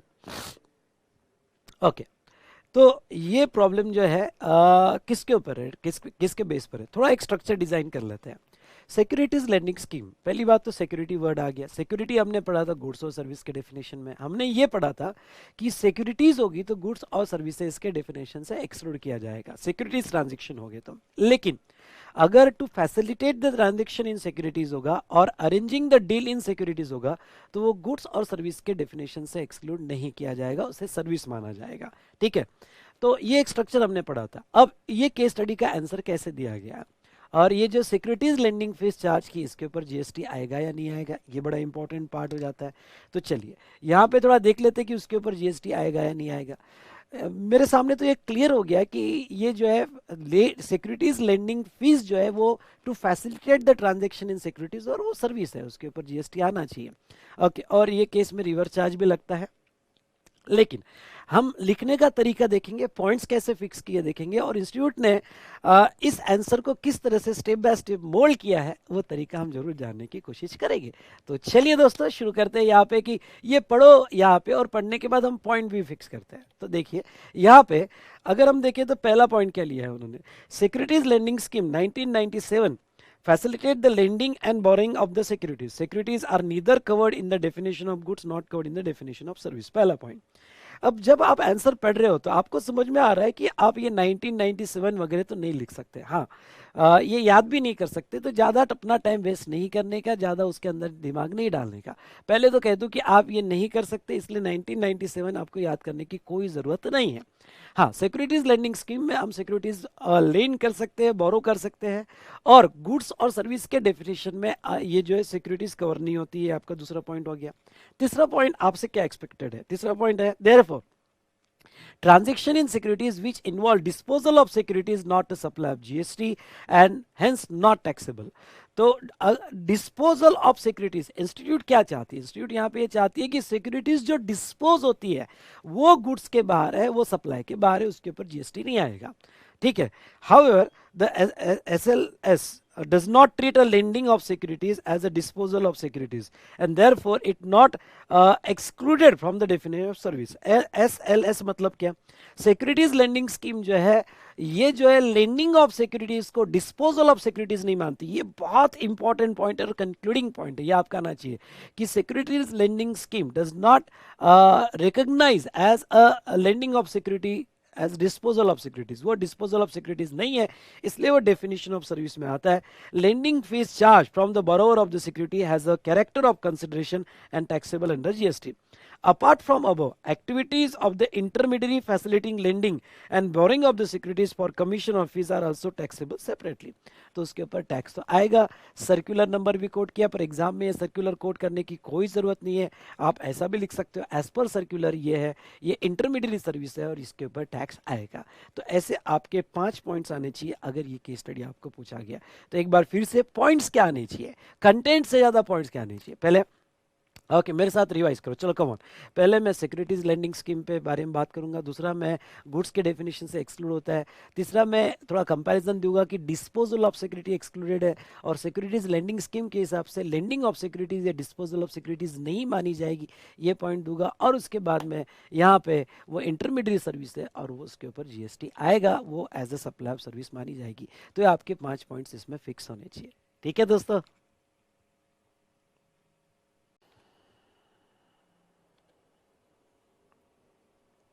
Define the term business under the CGST act. मुझे नहीं लगता है ये straight forward question आपको पूछेंगे, लेकिन हमारे question यार का स्ट्रक्चर ऐसा है कि क्वेश्चंस इस तरह से अरेंज किए हुए हैं कि आपने रेगुलर बुक नहीं भी पढ़ा तो भी चलेगा। तो बिजनेस पर रेगुलर बुक एकदम छोड़ मत देना, कुछ इंपॉर्टेंट पॉइंट्स मैंने रेगुलर बुक में डाले तो आपने जरूर कवर कर लेना।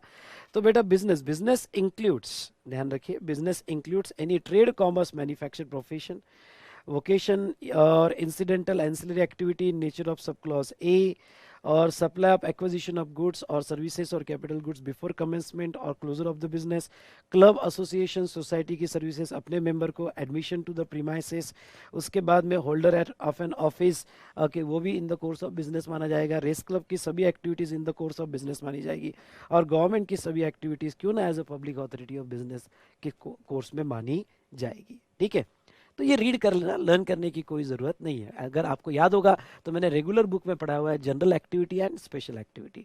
तो पहली 4 एक्टिविटी ABCD, ओके, यहाँ पे ये जनरल एक्टिविटी है और ये 5 जो है ये स्पेशल एक्टिविटी। तो ये जनरल एक्टिविटी हुई बेटा है और ये स्पेशल एक्टिविटी हुई।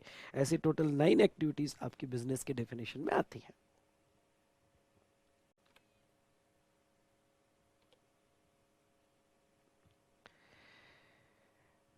Next question, determine whether following activity fall under the scope of business, ठीक है। पहला, messrs x private limited engage in the manufacture auto parts of industrial business, any business मतलब ट्रेड, प्रोफेशन, मैन्युफैक्चर, आपसे manufacture में भी engage होगा तो business बोला जाएगा, yes. Messrs ABC limited acquire capital goods lying in stock of messrs S limited as take on take over of business, yes. Before acquisition of आपने कोई capital goods लिया तो वो भी बिजनेस बोला जाएगा। ETA Star Adventure Club provide a free trekking camp to non-members of a club। अब देखो ये फ्री है, okay, as per definition provision of services to a member as in return subscription fees. देखो ये club है और club जो है trekking club to member free दे रहा है। क्लब की वो सर्विसेज जो अपने मेंबर को दी जा रही है फॉर सब्सक्रिप्शन या फॉर सम कंसिडरेशन, उसको ही बिजनेस बोला जाएगा। क्लब की फ्री सर्विसेज बिजनेस के स्कोप में नहीं आएगी, तो ये बिजनेस के स्कोप में नहीं आएगी बेटा। Next, Adlabs Imagica charges 1500 as entry fee to a park to its customer, yes. Entry to the premises, ये भी बिजनेस माना जाएगा, ओके। तो ये स्कोप ऑफ बिजनेस में कवर्ड था बेटा।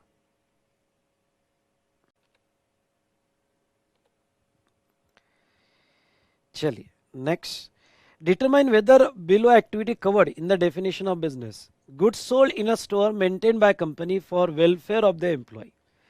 सेल है तो turnover of goods in the store maintain bye,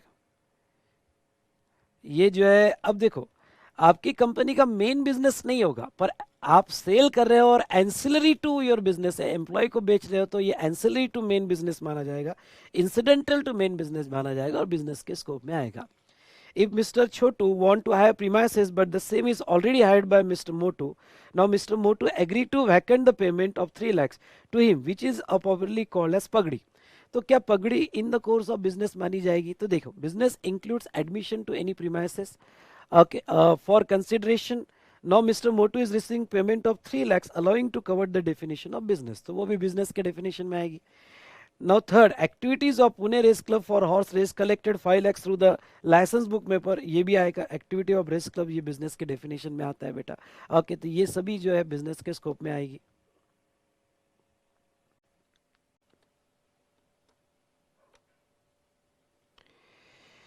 next छोटा सा एक कंसेप्ट है वर्क्स कॉन्ट्रैक्ट। वर्क्स कॉन्ट्रैक्ट का डेफिनेशन है, पहले तो मैं आपको फटाफट जीएसटी में बता देता हूँ। जीएसटी में वर्क्स कॉन्ट्रैक्ट का इंपॉर्टेंस क्या है? तो जीएसटी में वर्क्स कॉन्ट्रैक्ट का इंपॉर्टेंस वैसे तो कोई स्पेशल तो नहीं है, लेकिन हाँ, ये कॉन्ट्रैक्ट जो है ऑलवेज शेड्यूल 2 के हिसाब से, शेड्यूल 2 पैरा ए के हिसाब से ये सप्लाई ऑफ सर्विस में क्लासीफाई होगा और इसको सर्विस के रेट लगेंगे, ये इंपॉर्टेंस है। वर्क्स कॉन्ट्रैक्ट में क्या होता है बेटा, गुड्स और सर्विसेज दोनों कॉमन होती है। गुड्स कितना भी डोमिनेंट हो, यानी 95% आपके कॉन्ट्रैक्ट में गुड्स हो और 5% जस्ट सर्विसेज हो, लेकिन अगर ये वर्क्स कॉन्ट्रैक्ट है एज पर दिस डेफिनेशन, तो वो सिचुएशन में ये supply of service he classify किया जाएगा। यहाँ पे सेक्शन 8 के कंपोजिट और मिक्स सप्लाई, जहाँ कंपोजिट सप्लाई में प्रिंसिपल सप्लाई लिया जाता है, वो यहाँ कंसिडर नहीं होगा। ये बहुत इंपॉर्टेंस है, इसलिए works contract always classifiable as a supply of services. और जितने भी प्रोविजंस है, time of supply, place of supply या एग्जम्पशंस, वो ये कॉन्ट्रैक्ट सर्विस कॉन्ट्रैक्ट है, इस बात को ध्यान में रखते हुए ओके वो प्रोविजन अप्लाई होगी। चलिए, तो डेफिनेशन 2 मिनट में बता देता हूँ। Works contract means what. Okay, तो ये डेफिनेशन यहाँ देखते हैं। As per section 200 and as per section 2, बाकी तो क्लॉज आपको याद नहीं रहेगा। Works contract means contracts for building, construction, fabrication, completion, erection, installation, fitting outs, improvement, modification, repairs, maintenance, renovation, alteration और commissioning of any immovable property. ये खास बात है बेटा, वर्क्स कॉन्ट्रैक्ट तभी बोला जाएगा जब ये जितने भी मैंने सर्विसेज बताई है वो इमूवेबल प्रॉपर्टी पे होनी चाहिए, यानी मूवेबल पे नहीं। अब देखो, रिपेयर कॉन्ट्रैक्ट, अगर मैं एक सिंपल एग्जांपल लूँ कि रिपेयर कॉन्ट्रैक्ट आप मूवेबल का भी ले सकते हो। कोई मशीन है, कंप्यूटर है, रिपेयर ले लिया, एएमसी ले लिया, रिपेयर कॉन्ट्रैक्ट है। और इमूवेबल प्रॉपर्टी का आपने रिपेयर कॉन्ट्रैक्ट लिया, तो वर्क्स कॉन्ट्रैक्ट में क्लासीफाई होने के लिए यहाँ पे जो है इमूवेबल प्रॉपर्टी का वर्क रिपेयर कॉन्ट्रैक्ट होना चाहिए। Maintenance, alteration, fitting outs, improvement contract, तो उसे वर्क्स कॉन्ट्रैक्ट कहा जाएगा। दूसरा, where in transfer of property in goods involve, उसमें गुड्स होना बहुत जरूरी है। फिर गुड्स का एलिमेंट आपका 5%, 10%, 90%, 95% जो भी हो, लेकिन उसमें गुड्स इन्वॉल्व होना जरूरी है। तो कॉन्ट्रैक्ट इस नेचर का होना चाहिए, इमूवेबल प्रॉपर्टी में होना चाहिए और उसमें गुड्स भी इन्वॉल्व होना चाहिए, तो वो कॉन्ट्रैक्ट को वर्क्स कॉन्ट्रैक्ट बोला जाएगा। सिंपल डेफिनेशन थी, यहाँ पे ये क्वेश्चन हमने देखा।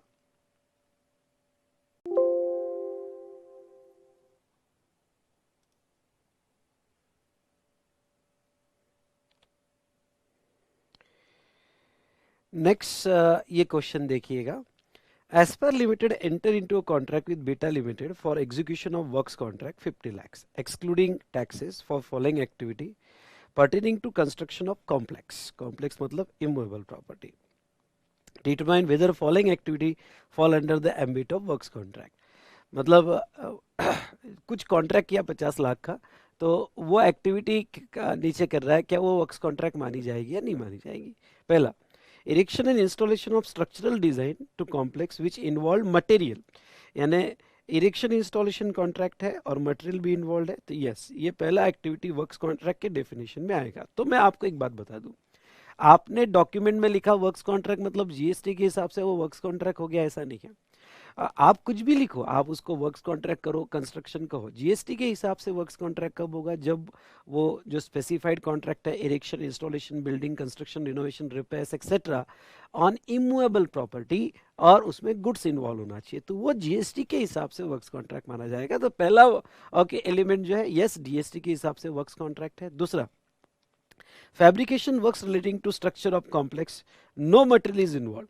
अगर फैब्रिकेशन वर्क है और ये सेपरेट कॉन्ट्रैक्ट है जिसमें मटेरियल इन्वॉल्व नहीं है, इवन दो ये इमूवेबल प्रॉपर्टी पे है, पर इसे वर्क्स कॉन्ट्रैक्ट नहीं माना जाएगा। Next, assembly of units pertaining to movable property which involve material and goods. पहली बात तो ये मूवेबल प्रॉपर्टी का है, हम वर्क्स कॉन्ट्रैक्ट तभी बोलेंगे जब वो इमूवेबल प्रॉपर्टी पे हो। अगर मूवेबल प्रॉपर्टी हो तो वो वर्क्स कॉन्ट्रैक्ट नहीं बोला जाएगा और ये वर्क्स कॉन्ट्रैक्ट के डेफिनेशन में नहीं आएगा। और next, styling and painting of work of entire building which involve material, तो ये वर्क्स कॉन्ट्रैक्ट बोला जाएगा। ओके, तो ये हमने एक छोटा सा यहाँ पे एमसीक्यू टाइप क्वेश्चन था रिलेटेड टू वर्क्स कॉन्ट्रैक्ट, ठीक है। तो ये हमने यहाँ कंप्लीट किया।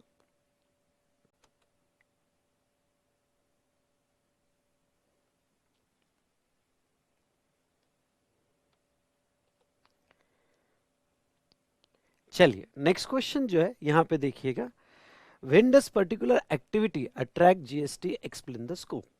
ठीक है, पर्टिकुलर एक्टिविटी जीएसटी कब आएगा, तो अब यहाँ पे सिंपल क्वेश्चन है, स्ट्रेट फॉरवर्ड क्वेश्चन है, जीएसटी कब आएगा, तो सेक्शन 9 के हिसाब से लेवी जब होगी तो सप्लाई ऑफ गुड्स और सर्विसेज पे होगी, ये जो मेन टैक्सेबल इवेंट है। फिर यहाँ पे ये फोकस करो कि आंसर किस तरह से प्रेजेंट किया गया है, ठीक है। तो पहले सेक्शन 7 एक्सप्लेन किया गया। सेक्शन 7 में all form of supply of goods और services whether such as by sale, transfer, barter, exchange, licence, rental, disposal made और agreed to be made for consideration by a person in the course of furtherance of business. दूसरा import of services. तीसरा schedule 1 की activity without consideration जो वाली है वो भी cover किया है। हाँ, अब को सवाल क्या है, पर्टिकुलर एक्टिविटी अट्रैक्ट जीएसटी और नॉट, एक्सप्लेन द स्कोप। तो स्कोप में फिर उन्होंने 7.2 के हिसाब से शेड्यूल 3 वाली एक्टिविटी सप्लाई के स्कोप में नहीं आएगी, या कोई ऐसी एक्टिविटी जो central government, state government carry out करेगा एज अ पब्लिक अथॉरिटी और नोटिफाइड बाय द गवर्नमेंट, वो नहीं आएगी। जैसे पंचायत की आर्टिकल 243G और 243W की वाली एक्टिविटी। और अगर अल्कोहलिक लिकर के लाइसेंस दिए बाय स्टेट गवर्नमेंट तो सप्लाई के स्कोप में नहीं आएगी। तो ये सिंपल क्वेश्चन था बेटा। यहाँ पे सेक्शन 7 आपको लिखना है, 7.1 ओके, हमारा चार्ट तो आपको याद ही है, section 7.1A, 7.1B, 7.1C, includes, exclude, वो बस यहाँ पे लिखना है और सप्लाई का स्कोप यहाँ डिटेल में एक्सप्लेन करना है, ठीक है।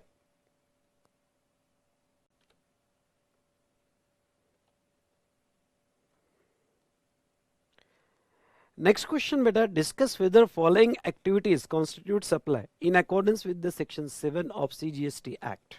1. Mr. Raj sold electronic gadget to XYZ company. बस आपको ये बताना है कि सप्लाई है या नहीं है। सेल किया है okay to XYZ company, in the course of business sale किया, यस वो सप्लाई माना जाएगा। ओके, ये क्वेश्चन बस सप्लाई के इस पर है, कोई ज़्यादा इंपॉर्टेंट नहीं है एग्जाम के हिसाब से।